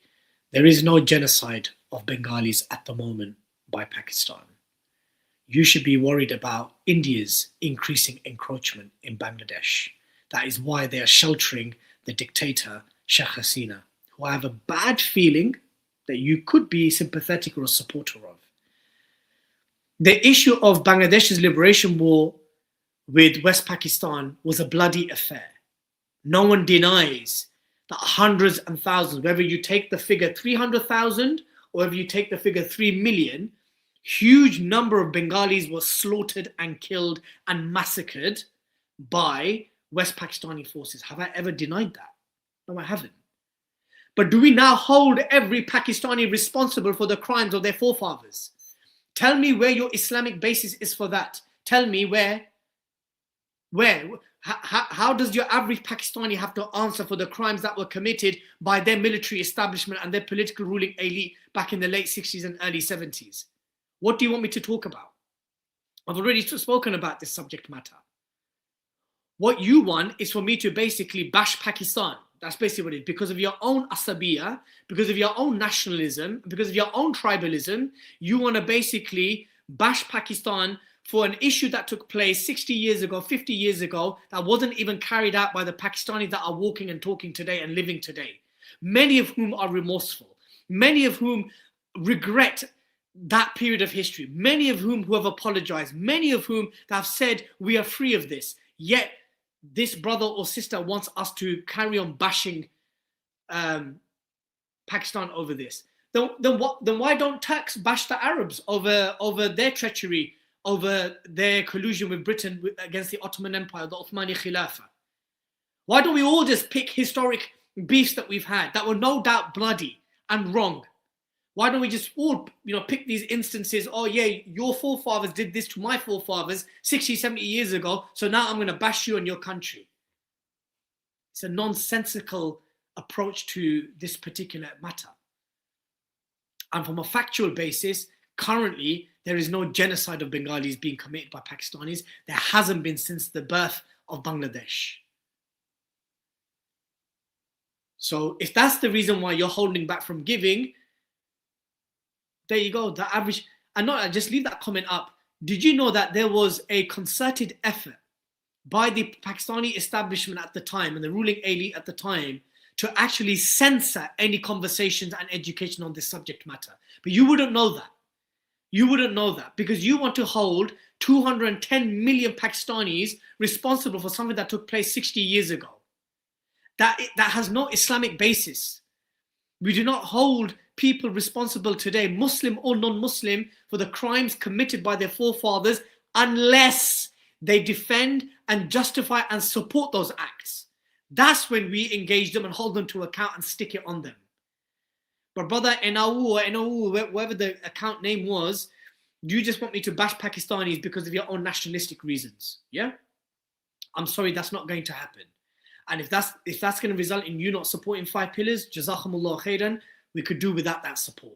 If your support is based on some nationalist reason, some nationalistic reason of an incident, undoubtedly a bloody and shameful chapter for West Pakistan, yeah? And something which many of our family members paid for. But you want to hold an entire nation responsible for it. It wouldn't have been just then to hold every single West Pakistani responsible, let alone doing it today. Many don't know what happened. That conversation has been censored in academic institutions. Imran Khan has, when he was Prime Minister, he apologized for this. Do you want the relationship between Bangladesh and Pakistanis to be one of perpetual grievance and perpetual apologies? What happened to Mujibur Rahman? What happened to Sheikh Mujib? Within a year of Bangladesh, or within a year or two of Bangladesh being formed, he was assassinated by his own bodyguard because he made it into a one-party dictatorship. He killed thousands of people, thousands of Bangladeshis. His daughter, Sheikh Hasina, killed tens of thousands of Muslims. Talking about supporting 5 pillars because we don't bash Pakistanis enough. Come on. Fix up. It's the 27th night. Subhanallah, fix up. Get rid of this asabiya. If that was the case, then many of the Sahaba would have picked grudges when they became Islam. Who killed my father in Badr? Who killed my father in Uhud? Subhanallah. Anyway, back to more pressing issues. Tonight is the 27th night for many of us. If it's the 26th night of yours, it doesn't matter. It could be Laylat al-Qadr. It's 1:05 GMT time. I'm going to stay on for another 25 minutes, half an hour, because I've got my own worship to crack on with. Many of you have given, many of you have supported, some of you in a very big way. But don't stop. My dear brothers and sisters, don't stop. And if you're still, Roshan, when you get back from your short break, can you just let me know how many people are tuned in online? No doubt we're going to have hundreds of people tuned in right now. And I can tell you the vast majority haven't given. I want to see new names pop up on our screen. I want to see an encouragement from others to give, to match donations. Because you're not going to see your brother after this month. You're not going to see these live appeals after the next couple of days. We've got today and we've got the 29th night. And you're not going to hear from us until the next Ramadan. And that's if Allah gives us the tawfiq to see another Ramadan. That's whether Allah gives you the tawfiq and the life to see another Ramadan. So don't waste this opportunity. Don't waste this opportunity, my dear brothers and sisters. This is advice to myself as well. It is advice to myself that once I get off this live, that I need to now excel in giving and supporting those organizations that require our support. Tonight's theme has been about not the rise of the far right, but rather the far right and British Muslims, because the far right are now mainstream. The Overton window has shifted so far to the right that we're no longer talking about the rise of this movement. We're talking about how this movement has now consolidated itself in the political landscape, how powerfully backed it is from the Trump administration to Jeffrey Epstein to the Zionist Israeli entity who are backing the likes of Tommy Robinson and funding other groups and nefarious individuals, where the most richest man on earth, the only trillionaire to exist, Elon Musk, that he himself is funding this movement, whether it's the court cases for Tommy Robinson or Advance UK or Restore Britain, He's amplifying these voices online. We're no longer dealing with the National Front of the 80s and the 70s, or the BNP of the 90s and the early 2000s, or Britain First post-Woolwich, or the EDL post-Woolwich. We're now dealing with a movement that is seeking to make political waves in the next general election. And whilst they are organizing and mobilizing politically, even with the many fractions that they have, they are also organizing and mobilizing on a grassroots level to riot, to carry out attacks. And there is no one in the Muslim media space that's really addressing these issues and having these very important conversations. Roshan, let me know when you're back, please. Do you understand, my dear brothers and sisters? Look, whoever that brother or sister was, that was obviously a personal reason as to why they don't support 5 pillars. If these are the type of reasons you don't support 5 pillars because there's sectarian issues or ethnic issues or these type of issues, I'm telling you, these are futile. These are unimportant. You know, what type of Muslim media outlet would we be if we perpetually bash a nation of Muslims for crimes committed by their forefathers, and not even all their forefathers, not even most their forefathers? Where do you draw the line? Where do you draw the line? My brothers and sisters, especially those of you in the UK, the situation is not going to get easier. And I think you already know that. Please forgive me.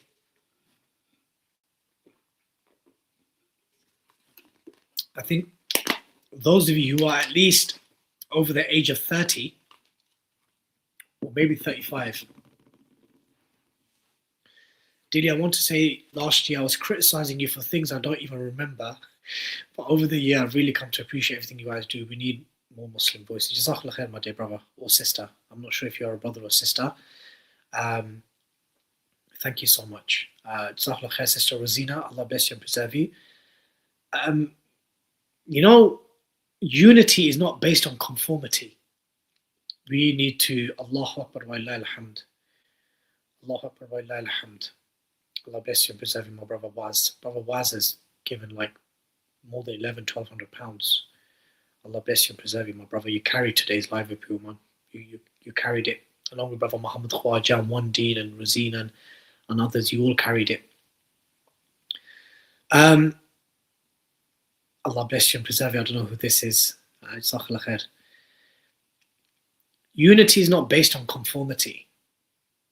Unity is not based on conformity. You're not going to get 2 billion Muslims agreeing on every single theological issue or every single jurisprudential fiqh issue. You're not going to get 2 billion Muslims agreeing on historical issues. It's just not going to happen. You don't even get this type of unity within families or within local communities. In my hometown of Bedford, you have Deobandi Masajid, you have Barelvi Masajid, you have Salafi Masajid, you have type of like a non-denominational Masajid. They don't unite on everything. They don't agree on everything. So this type of unity, this type of romanticized notion that we have to agree on everything for there to be any meaningful unity, it's never happened in our history ever. What we need to seek unity upon is the most common denominator, or the most pressing issues that's affecting us all. Those issues that doesn't care about theology, doesn't care about fiqh, doesn't care about history, doesn't care about politics. That's why Muslims unite on the issue of Palestine. Muslims unite to oppose Zionism. Muslims unite when LGBTQ education was being indoctrinated to our children, because when that's coming to our schools, they don't care who's Deobandi, Barelvi, Salafi, Ikhwani, this, that. They don't care. Or that when American and Israeli bombs is bombing Palestine and bombing Syria and bombing Lebanon and bombing Iran, at that given time, they don't care whether it's Sunni or Shia dying, right? So unity has to be realistic. Unity has to be based on 2 things, I believe. The most common denominator that's impacting and affecting Muslims of all stripes and colors and leanings and persuasions. and those issues which will impact Muslims, again, irrespective of where you lean and what you subscribe to. There's 850 people watching. That number's increasing. So I need to see donations increasing. I can't have numbers of people watching, as Brother Dowie said, lots of watchers, not many helpers. We need you brothers and sisters who are watching to start giving. Roshan, can we please play a clip from Jim Dawson?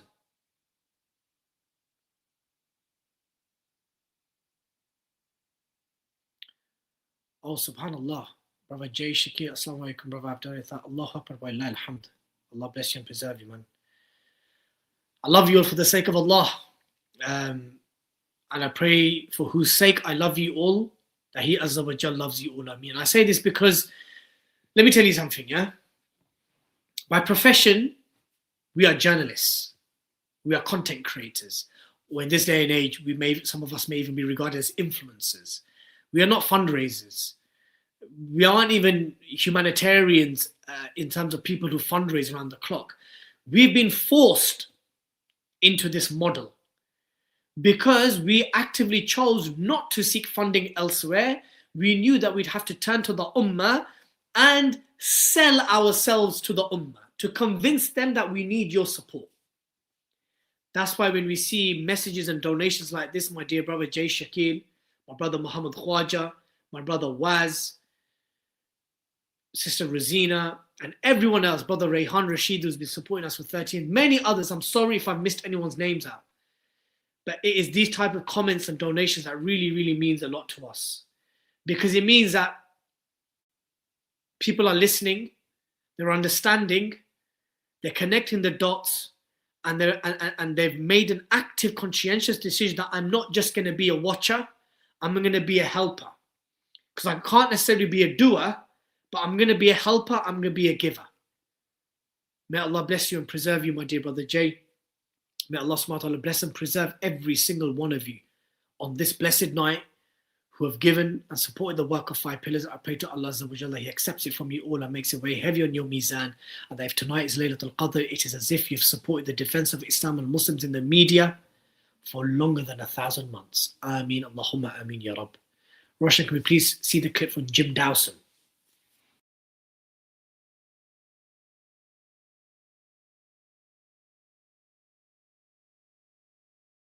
Britain first and all that, Tommy Robinson, blah, blah, blah. It's the Muslims, the Muslims, the Muslims, the Muslims, the Muslims.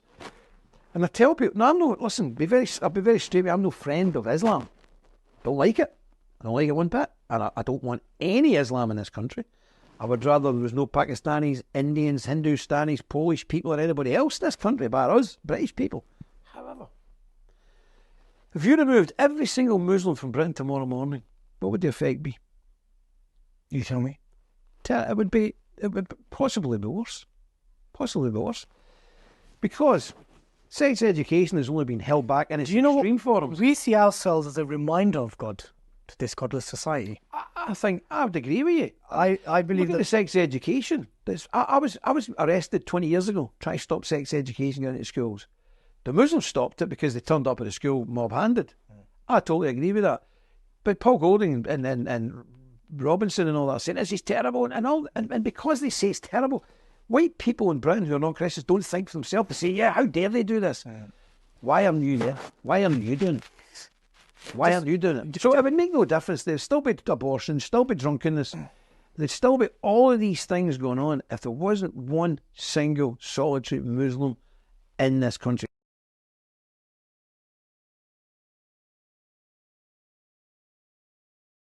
Who's going to have these difficult conversations?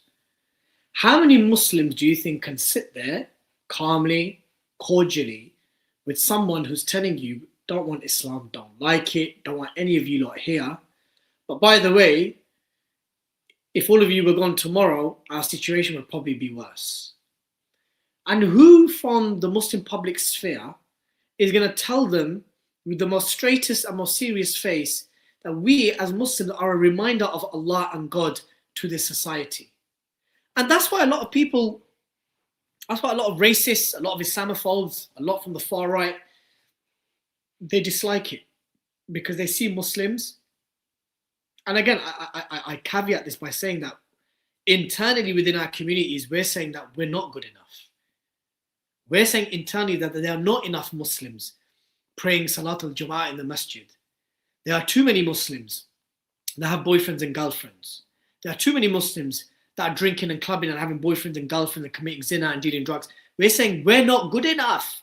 We're saying internally that, subhanAllah, we're, a significant constituency of our community and our youth are following the exact footsteps of the kuffar. And of course that was going to happen. Of course that's going to happen. What do you think is going to happen? When you live as a minority, the dominant culture, the dominant way of life is going to eventually influence us, and it has.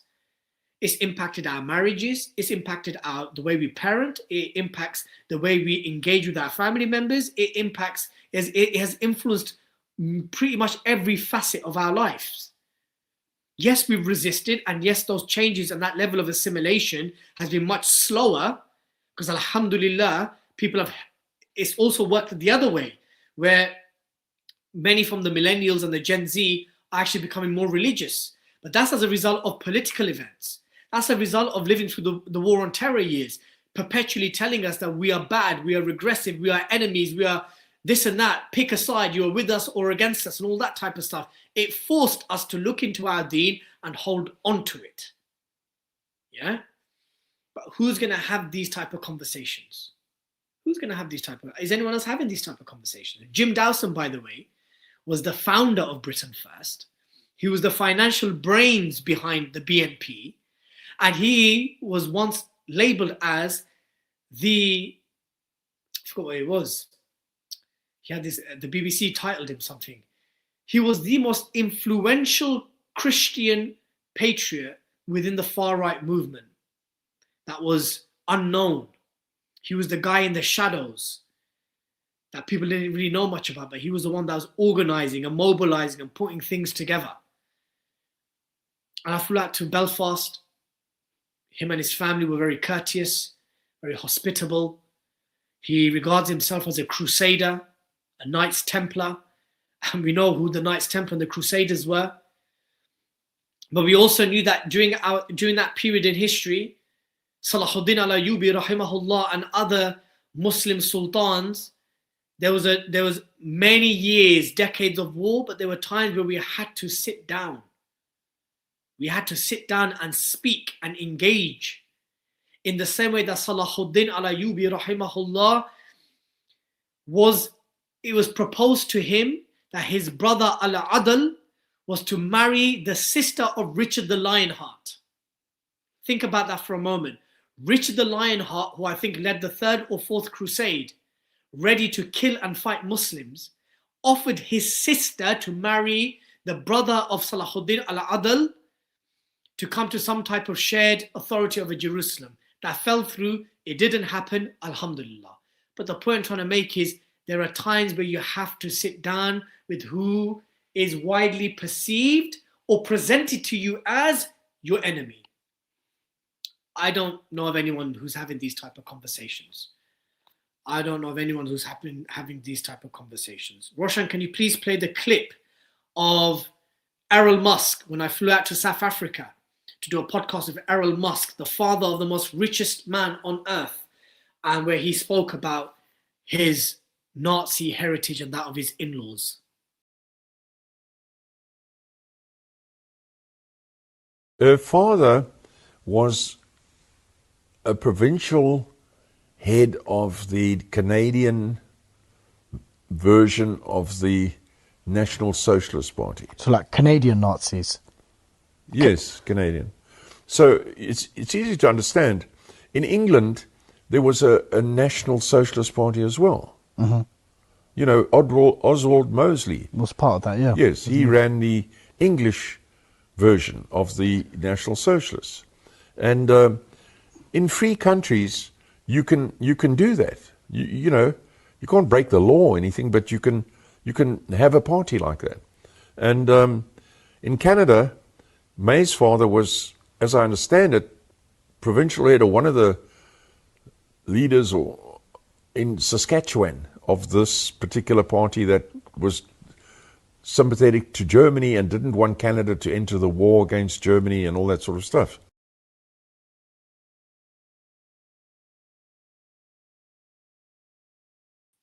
Who's flown out to go and speak to the father of the most richest man, who gets him to admit on camera that his father-in-law and his mother-in-law were certified Canadian Nazis? Who's done that? Anyone done that? No, only 5 pillars have done that. Who creates this type of content so you can connect the dots? Why is Elon Musk behaving the way he's behaving? Why is he amplifying neo-Nazis and white supremacists on X? Why is he telling hundreds and thousands of Brits that a war is looming? Why? That's because his maternal grandfather, his nana, was a freaking Canadian neo-Nazi. Not neo-Nazi, he was a legit Nazi. And his father, Errol Musk, was an apartheid time entrepreneur, millionaire, who was involved in the diamond business. And we know how blood diamonds are produced. Who's going to connect all these dots and present it to the people? I don't know of anyone. Roshan, I've sent you a video. It's the shortened video of the far right compilation. Just drop me a message once it's ready and uploaded. So I remember when in 2023, when the genocide was kicking off in Gaza, I literally saw how the likes of Tommy Robinson, Nigel Farage, but mainly Tommy Robinson, real name Stephen Yaxley Lennon, the notorious criminal fraudster Mossad Asset,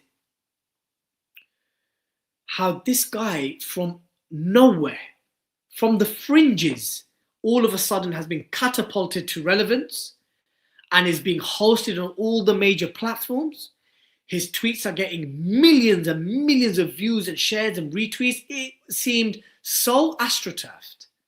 It seemed so fake and so orchestrated that I noticed that this guy, amongst others, are basically going to be used to mobilize against Muslims and supporters of Palestine. And I was correct. And whilst this was happening, I identified other voices within the far-right movement that had similar sentiments towards the alleged Islamification of British society, mass immigration and so forth, but they were smart enough to identify that, hold on here, if we're going to basically have large number of migrants, especially from Muslim countries, why are they coming here? It's because of wars that we've waged and committed. So the likes of Nick Griffin acknowledges that. Jada acknowledges that. Jim acknowledges that. Dr. Callum Miller acknowledges that. Errol Musk doesn't really acknowledge that. He doesn't even believe that people that are non-white can even have civilized societies.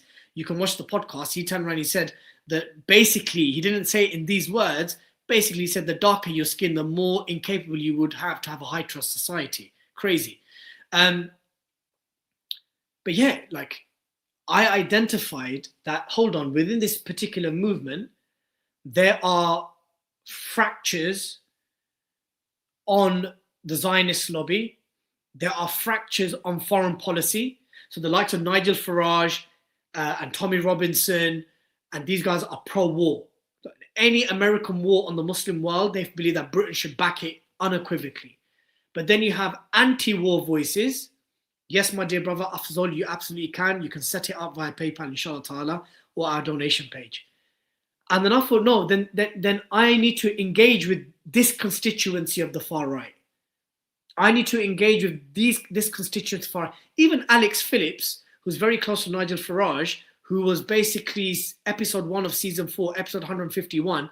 I believe she's also quite supportive of Western military intervention in Iran. Alex Phillips is the only Zionist that I've ever engaged. She's a proud, unequivocal Zionist, but she's the only Zionist that I would never ever engage a Zionist Jew or an Israeli on our platforms. Never. 5 Pillars has a non-engagement policy with Israelis. But even Alex identified some of these issues. Yeah, who's going to have these conversations? But look at the reaction of the Zionists. Look at the reaction of the Zionist right wing when I started having these conversations. Russian, play the compilation video. they're now coming together, aren't they? They're now joining together. Yeah. They're now joining together. It's mad. You now see Nick Griffin sitting down with radical Dilly Hussein. They both want supremacy. He wants white supremacy. He wants Islamic supremacy. And here they are together they basically all coming together just because they hate Jews and everything's the Jews' fault. Yeah. That's what's brought them together now. But at this time. And a lot of people in this country support that. In fact, there are some very popular podcasters in Britain who support that. People within the Five Pillars organisation, which you'll be familiar with. Some of those people have travelled recently to Afghanistan and have interviewed senior members of the Taliban. James, can I pause you there? Because there's people going to be listening whose ears are prick up, or they're going to go, what is a Five Pillars organisation? So for them, and for me, can you explain what it is? The Five Pillars is an Islamic network in Britain that represents, I would say, the more extreme forms of Islam, and essentially like a pressure group and a media organisation. The mad alliance that I've seen develop is they're in bed with the Muslims. Really? But yet they're all sort of like sitting down doing talks together. You see Nick Griffin sitting with Five Pillars. Five Pillars want a caliphate and Islamic domination. Nick Griffin hates everyone that's not white. But yet here they are coming together because they hate the Jews. They blame everything on the Jews. Mass immigration's the Jews. Everything's that's their whole thing, which they hate me.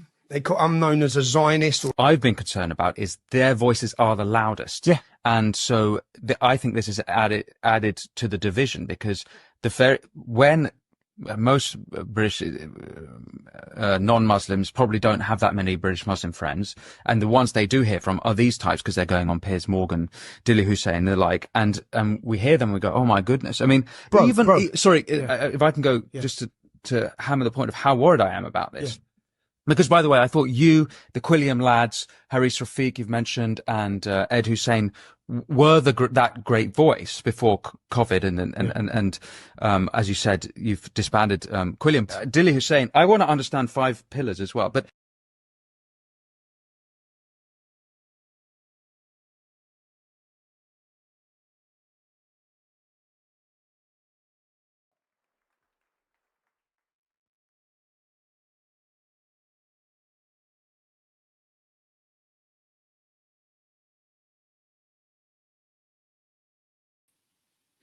so all of a sudden, I start having these conversations with various individuals and influentials from the far right or hard right, whatever you want to call it. And all of a sudden, Zionists are panicking. All of a sudden, the establishment is panicking. All of a sudden, our press regulator is facing pressure from the Israeli lobby about how we're hosting anti-Semites and pushing anti-Semitic conspiracy theories. All of a sudden, Michael Gove is talking about it in Parliament. Roshan, when you can, I know you're uploading some videos at the moment, but if you can, let me know when you're ready to play the Michael Gove video. Michael Gove watches the Blood Brothers podcast. He indirectly referenced it in Parliament. So the right people are worried. The right people are shaken. The right people are concerned that these conversations are even taking place, my dear brothers and sisters. Do you understand? Now, if we've got the pro-Israel lobby worried, if we've got the government worried, then that means there are people out there who don't want to see these conversations. This was Michael Gove basically talking about my podcast with the far right. Troublingly, there is also evidence that some Islamists and extreme right-wing groups and others who seek to tear our society apart are working together to maximise the reach of their message and cause.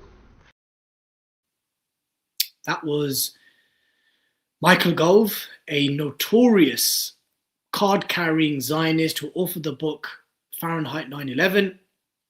He was also one of the chief architects behind the Trojan horse scandal of Birmingham. And this was during Rishi Sunak's tenure before the 2024 elections, where basically he's telling the British public that Islamists like us and the far right, like the guests that I've had, that we're all of a sudden coming together and creating some type of unity of hate.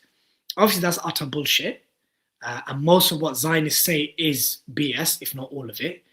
And like I mentioned earlier on in this live appeal, I'm done with labels. We all should be done with labels now. We should just tell people to stick the labels where the sun don't shine.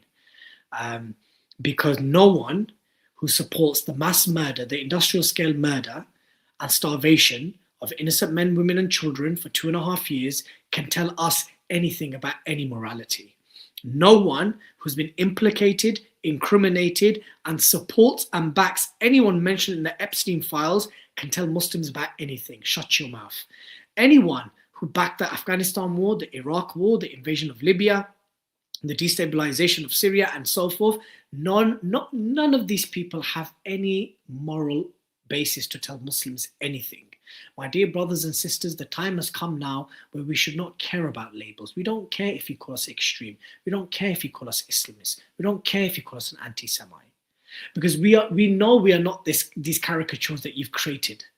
These labels were not decided by us. They were labels that were made by our detractors, by the haters and enemies of Islam to describe us.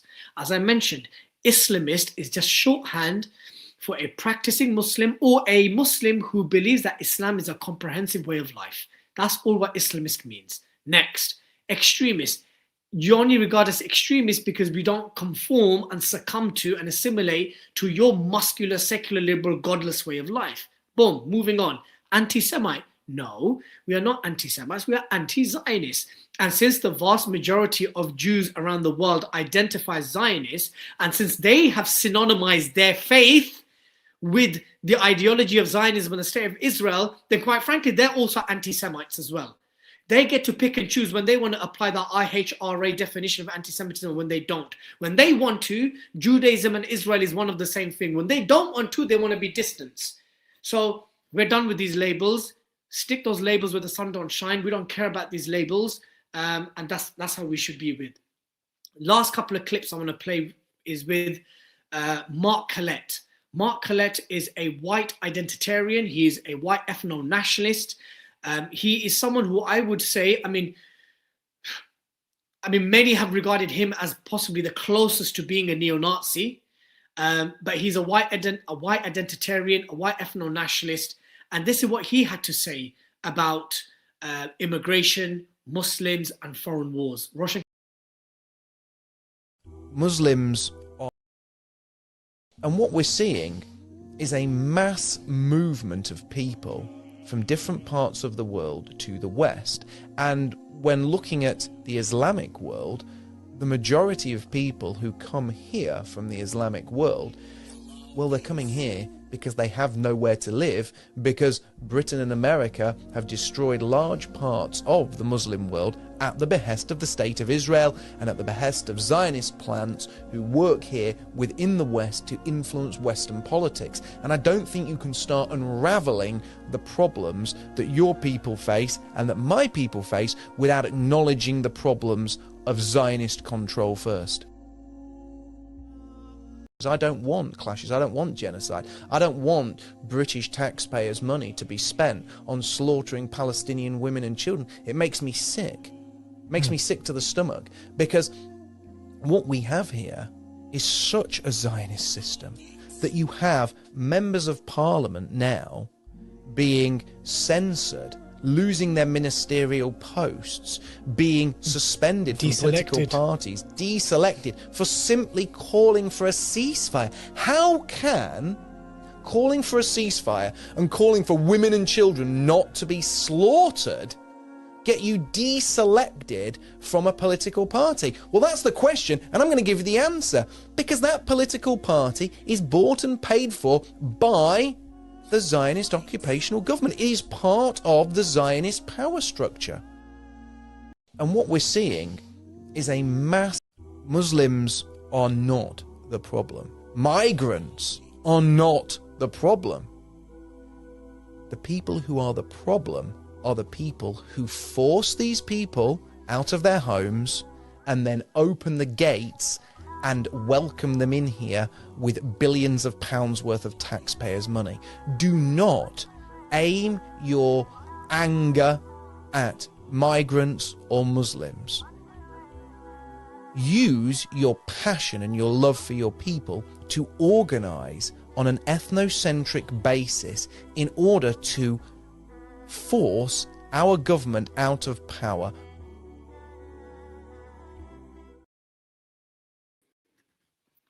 Now, it should be mentioned and it should be caveated that much of Marx's ideology, the ethno-nationalism at least, is something which, of course, Islam unequivocally opposes, objects to. We do not believe in a worldview based on people's race or ethnicity. It should also be noted that whilst Marx himself spoke very positively and optimistically about ethno-nationalism, that the truth of ethno-nationalism is that it is very violently dangerous. The prospects of it is very violently dangerous, because ultimately people who are not of your ethnic group become targets, whether you like it or not, whether you have higher political laudable aims of stopping foreign wars, etc. The point of the matter is ethno-nationalism on a grassroots level is, whether Mark likes to acknowledge this or not, it's inherently violent because it targets anyone who doesn't look like them. But nevertheless, those were some very poignant points made by Mark, and it was those type of conversations that the establishment continues to fear. The Zionist lobby continues to fear these type of conversations. Tommy Robinson still cries and moans about these sit-downs that I have with those who have called him out for what he is. And ultimately, the point here is, my brothers and sisters, as today's live appeal comes to a close, and I bring Roshan on for some concluding thoughts and comments, is that many of the points that were made by the guests that I've hosted from the far right or from the hard right or from the dissident right or whatever you want to call it, these are points that Muslims have been making for years. We've been making the same arguments and points for years, but they've fallen on deaf ears. So there was a strategic importance to get these points being echoed and articulated by white, right-leaning Brits themselves. Because sadly, we had reached a point, it was not about the message, it was about the messenger. And if the messenger was not white and the messenger was a Muslim, they don't want to hear what you've got to say. Or they'll hear it and it falls on deaf ears because they devalue our opinion. Therefore, we need white, right-leaning individuals and influentials to echo the points that we have been making for years. And that is one of the key strategic reasons as to why I engaged the far right and why I will continue to strategically engage them on a case-by-case basis. That whilst at least with the ethno and some of the Christian nationalists, their positions on foreign policy and Western wars and being more isolationist is something that would benefit the Muslim majority world and would actually stop this number of immigration from the Muslim majority world.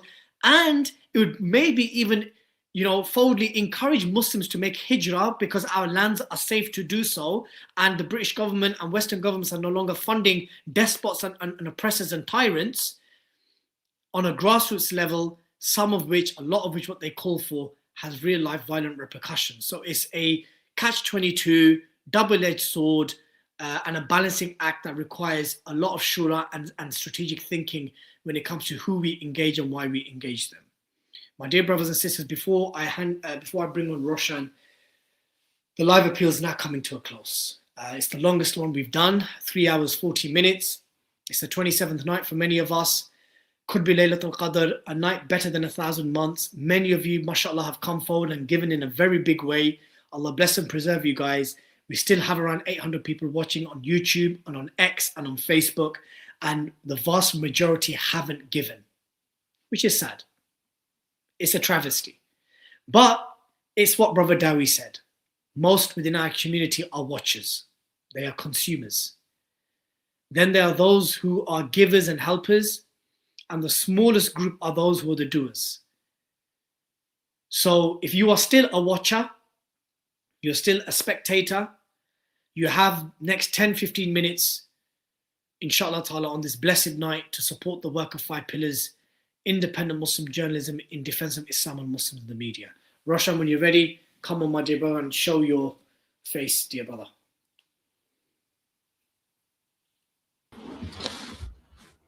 Assalamu alaikum. Yes, I'm Roshan. How you doing? Are you okay? Yeah, it's been a marathon tonight. It has been a marathon, but I think 3 hours, 40 minutes. Yep, but I think by the time we finish, it's probably somewhere near 4 hours. But I think it's The reason why it's been a bit of a marathon is because the threat is very real. I think the subject is something which is actually close to not just both our hearts, but it's close to the entire team. We see the threat. We report on the threat.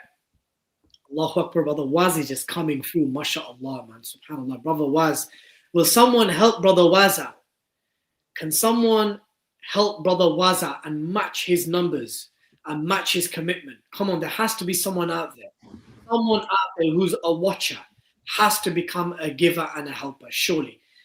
But I think the reason why the discussion of the far right was important this Ramadan, it was important last Ramadan when we had Jada on and Paul Williams on and others, that it's not getting better. And this threat is very real.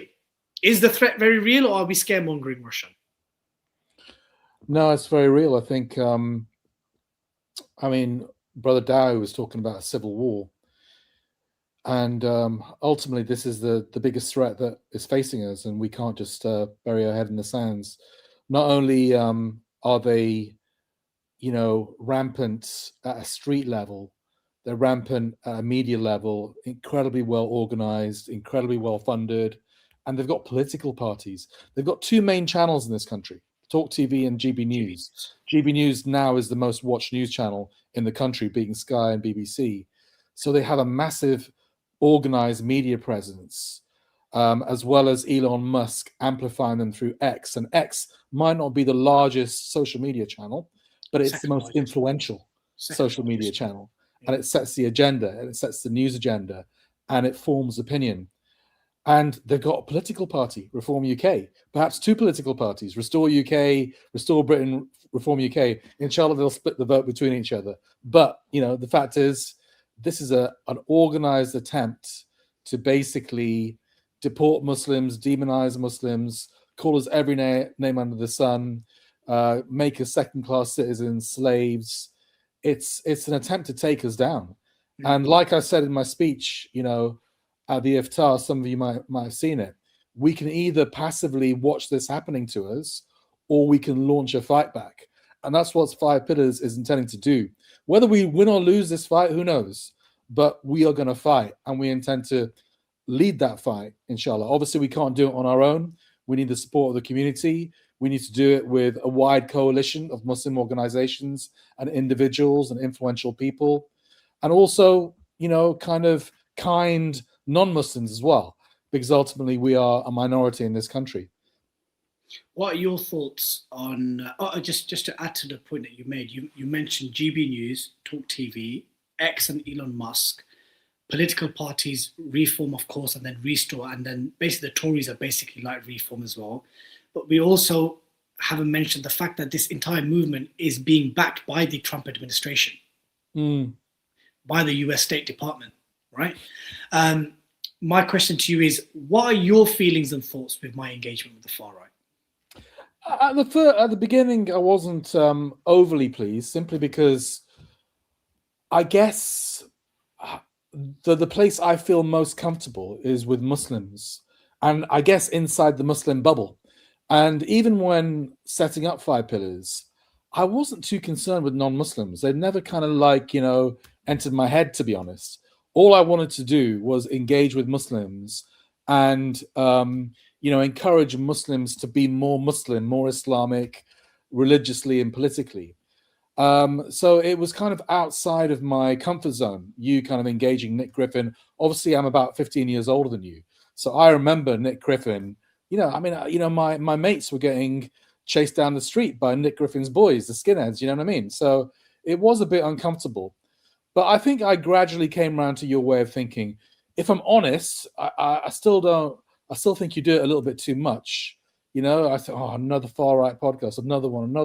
I just do a little bit less. You know what I mean? Space them out every 6 months. Not one after the other. So I must admit, I do have some misgivings, but I can see the value in it, and especially in terms of splitting the far right. Between the Zionists and the non-Zionists, and also getting to understand how these people think, because you got to know who your enemy is. But I'm glad you pointed out that this is not an alliance we're seeking, because some people are trying to portray it that way. These people are not our people. But ultimately, you know, if we can find some kind of accommodation with them, if the interaction, you know, is just about understanding each other, and inshallah, you know, with a view to not fighting each other, then I can see some benefit. No, and that's exactly what it was, wasn't it? It was the political climate and the circumstances kind of pushed me and as a publication us to consider these interactions. We saw the amplification of the Zionist far right, how mainstream they were becoming, and that we had to seek some voices within that movement that were opposing some of their core tenets. And one of them is Zionism and Zionist-backed wars. And I would much rather have a sit down with a crusader to prevent harm to my people than to basically isolate them and have no conversation.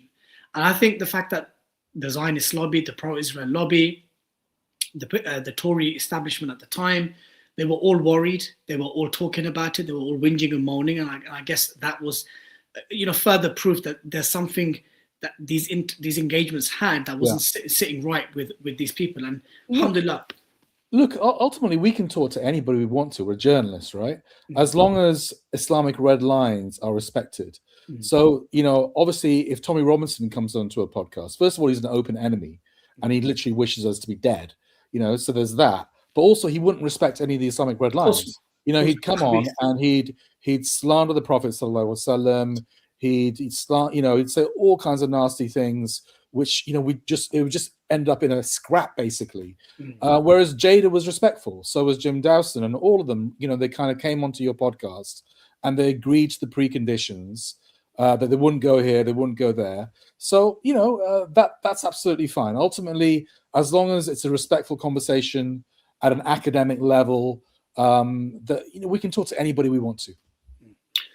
Final words of encouragement to the viewers, especially those who have watched or are watching and have not given yet. Final words, brother. Yeah, all I would say is, I mean, one thing that I did notice tonight is a few people, especially the brother who gave probably about £1,300, alhamdulillah, from Preston. I forget his name. Beginning, was it Brother Wakar? I'm not sure. He was talking about us going. Sorry, this is a bit off topic. No, it's fine. He was talking about events, and I think ultimately, and others were saying you should diversify your the way you ask for money and the way you collect money. And I think something that we want to do next year is take 5 Pillars on the road. You know, online interactions are great, but ultimately there's nothing like that personal one-to-one interaction. That's when you generate that loyalty, and it's nice meeting readers and viewers. So I think one thing we do intend to do, brothers and sisters, is get on the road next year and do a number of events. I mean, in our heads, we're thinking 1 a month. Maybe that's too much. Maybe at least 6 a year, where we go around different cities, where we have supporters, where we have those eyes and ears on the ground, where we have donors. So obviously London's obvious, Birmingham, Manchester, West Yorkshire, etc., Preston, of course. And that's something that we do intend to do in the next year, and inshallah, I think that will see a lot more. You know, it'll be fun, it'll be interactive, but it'll also kind of engender a lot of sport, I think, including financial support for 5 Pillars. But brothers and sisters, look, you've given tonight. You know, obviously Dilly's done a sterling job talking for 4 hours non-stop, which I certainly couldn't do. So alhamdulillah, you have been giving. It was a little bit slow at the beginning, but the donations have come through. As Dilly's giving his dua at the end, please just keep it coming through, even if it's just £5, £10. Those direct debits are crucial for us because it allows us to plan. So obviously one-off donations are brilliant, but you know, those £5, £10, £15, £20 direct debits, at the end of Ramadan, we actually have a look at our financial situation and we can plan. We can say, all right, we can hire this journalist, we can do this foreign trip, etc. So don't forget those direct debits, brothers and sisters. And I will see you. I'll leave you with Dilly now, and I'll see you in a few days' time, inshallah. Take care, brother. All right. Before I wrap up, we will be doing more events. The thing is, I do a fair amount of events for ISOCs, for Masajid. They're not 5 Pillars events, they're not 5 Pillars fundraisers, but I'm invited to towns and cities across the UK, alhamdulillah. I should be doing a lot more of that, but there's only so many of us that we can share out. But alhamdulillah, every time I visit Leicester, Birmingham, the northern towns and cities, there's nothing but love. I get nothing but love. And even those who don't agree with everything, you know, they come and they share their appreciation for the work that we do. But we're going to be doing a lot more of that. But just remember, when you're lacking resources, my brothers and sisters, doing events isn't just, oh, we're going to organize an event. It takes time to market, to organize, to get volunteers together. And that also eats into our journalism time. So actually, one of the jobs we're going to be recruiting for, one of the positions we're going to be recruiting for is an events manager. After Ramadan, inshallah ta'ala, someone who can manage the logistics, put together a team of volunteers, and so forth. Allahu Akbar wa illah alhamd. I think this is a new donor. Donate £250 for defending the deen of the Prophet. Allah bless you and preserve you. Allahu Akbar, 300 more. I don't know who this brother is, but brother, get in touch with us. Waz, let yourself known to us. SubhanAllah, you've carried the entire live appeal. I think brother Waz has given like £1,600 today. Allahu Akbar wa illah alhamd. Allah bless you and preserve you, bro. SubhanAllah. Sister Rosina's still locked in, and we've been going on for nearly 4 hours. But yeah, look, just to wrap up, Ameen Ya Rab, Ameen. Allah bless everyone's risk. Everyone's risk. For those who have plenty and for those who have very little and everything between. May Allah subhanahu wa ta'ala purify and increase your risk. And please make the dua for us as well. Make that dua that, Ya Allah, give 5 pillars, increase their risk, and increase the donations and the financial support that they receive. I mean, before I wrap up with dua, it wasn't by chance that we chose the topic of the far right for the 27th night. I purposely did that. I purposely did that because from all the themes and topics, this is the one which I feel is the most imminent threat. It is the one where we have already seen the outcomes of it. Southport riots 2024, the largest far-right rally last September, the rise of Reform and now Restore, the backing of Trump and the US State Department of the entire nexus, Elon Musk and X, the huge sustained spike in anti-Muslim hate crimes, very violent ones. And given that most, not all, most of our readership, I think around 60% of our readership, 58%, 60% of our total audience is from the United Kingdom. I think 80% are from Anglosphere. So that's UK, America, Canada, Australia, and I think South Africa. And this threat of the far right is very real. Our European brothers and sisters also are feeling it. They're experiencing it.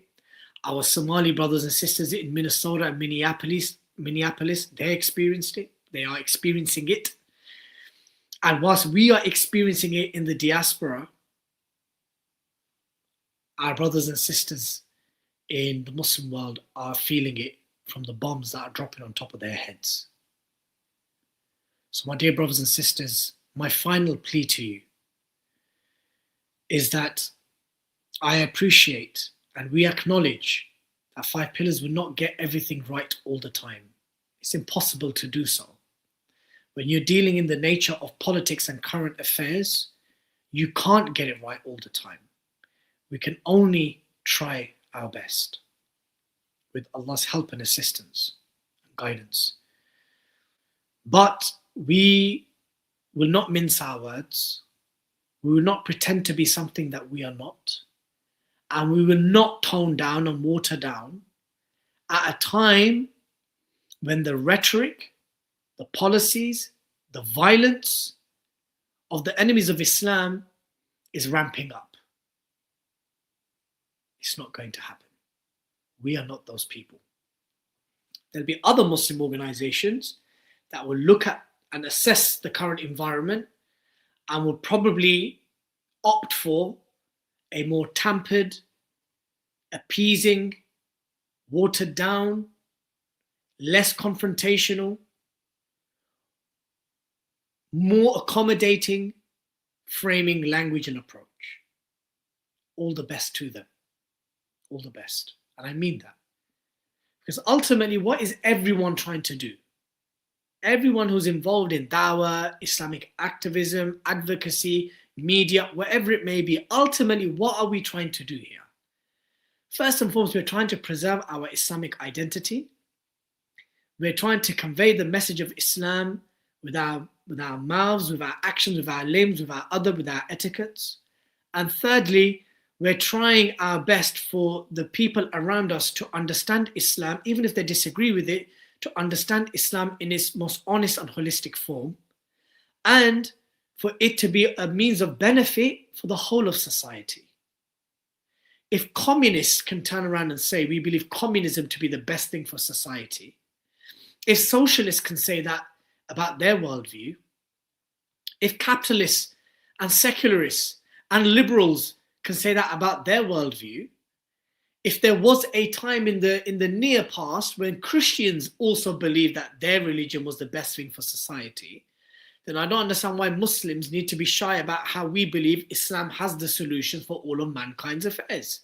We're not promising you a utopia, nor are we talking about making Britain into an Islamic state. Rather, we're saying that many of the societal ills that we are facing, whether it's in the West or in the Muslim world, Islam has the answers for it. But if we're in an environment where lies and propaganda is being spread, we're going to have to fight those lies.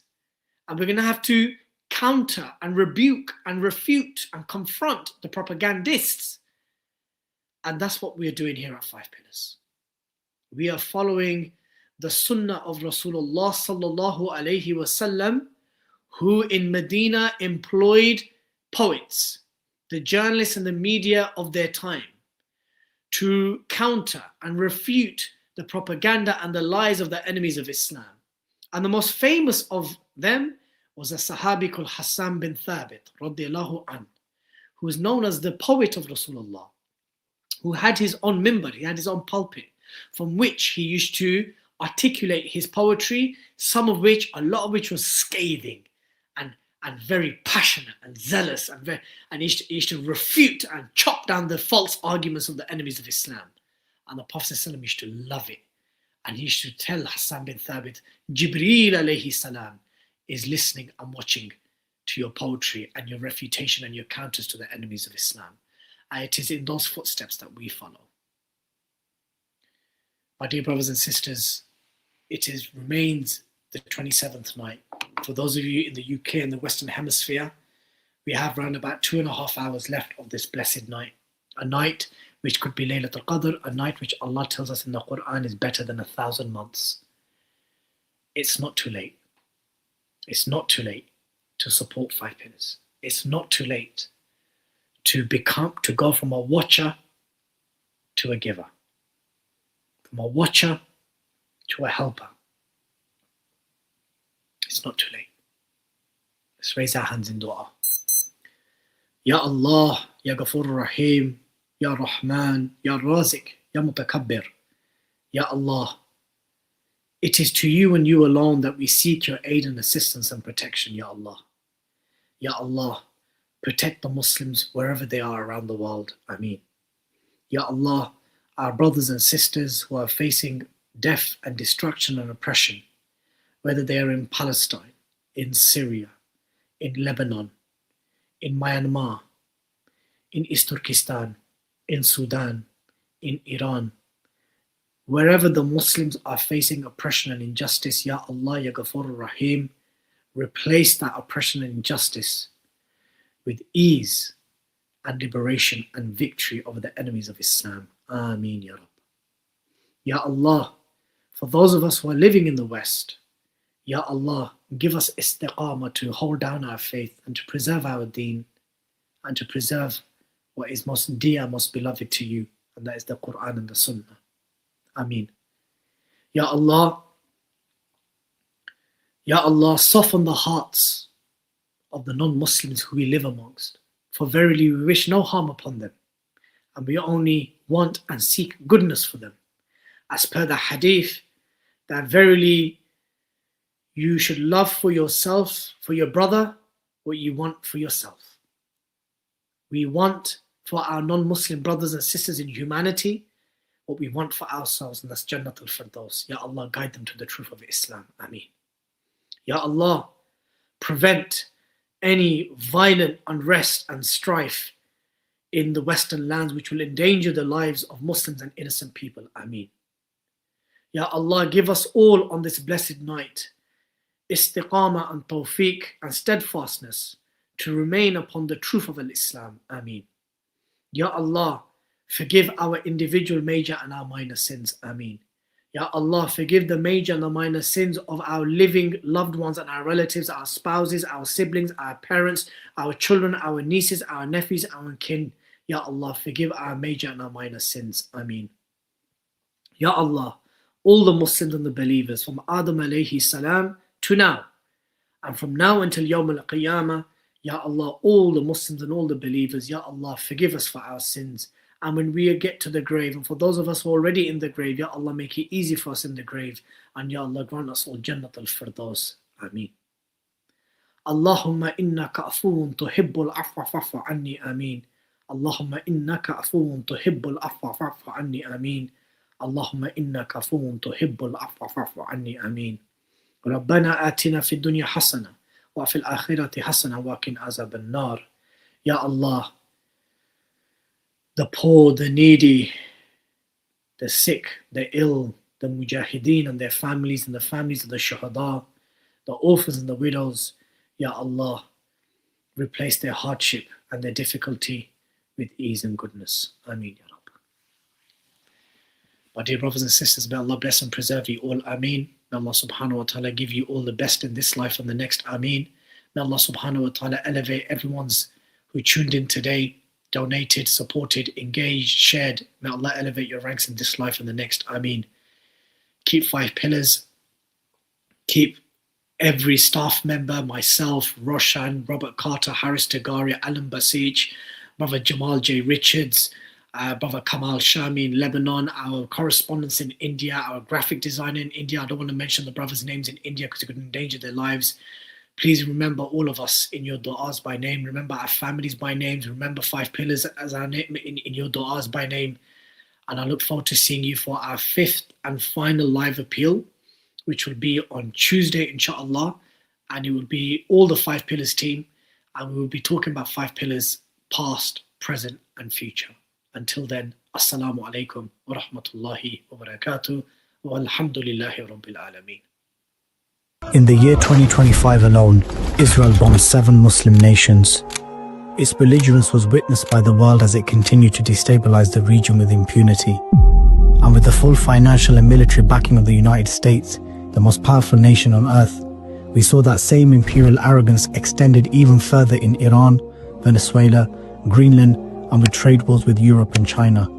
Both the American deep state and Israel have invested heavily in the Islamophobia industry in Europe, and now amplified by Elon Musk's X platform, hatred of Muslims has reached levels unseen in recent decades.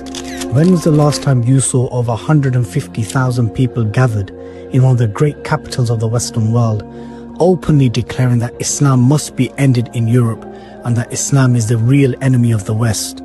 Or that Muslim men are head-chopping rapists? Have you ever seen such speeches tolerated about any other faith? Would such an event even be allowed? And yet it was.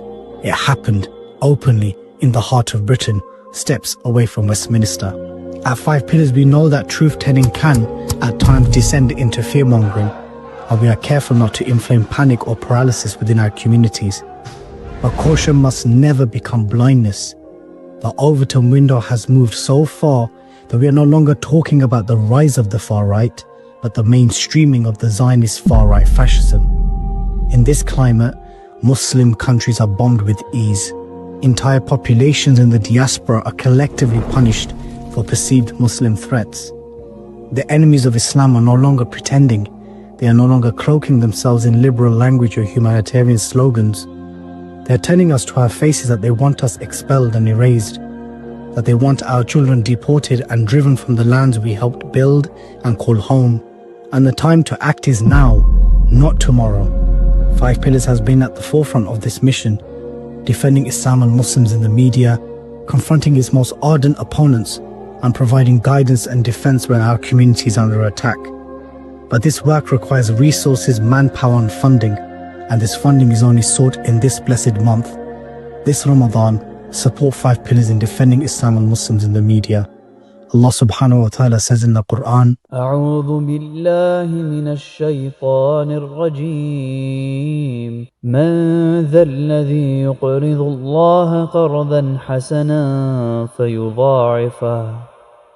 فيضاعفه له أضعافا كثيرة والله يقبض ويبسط وإليه ترجعون.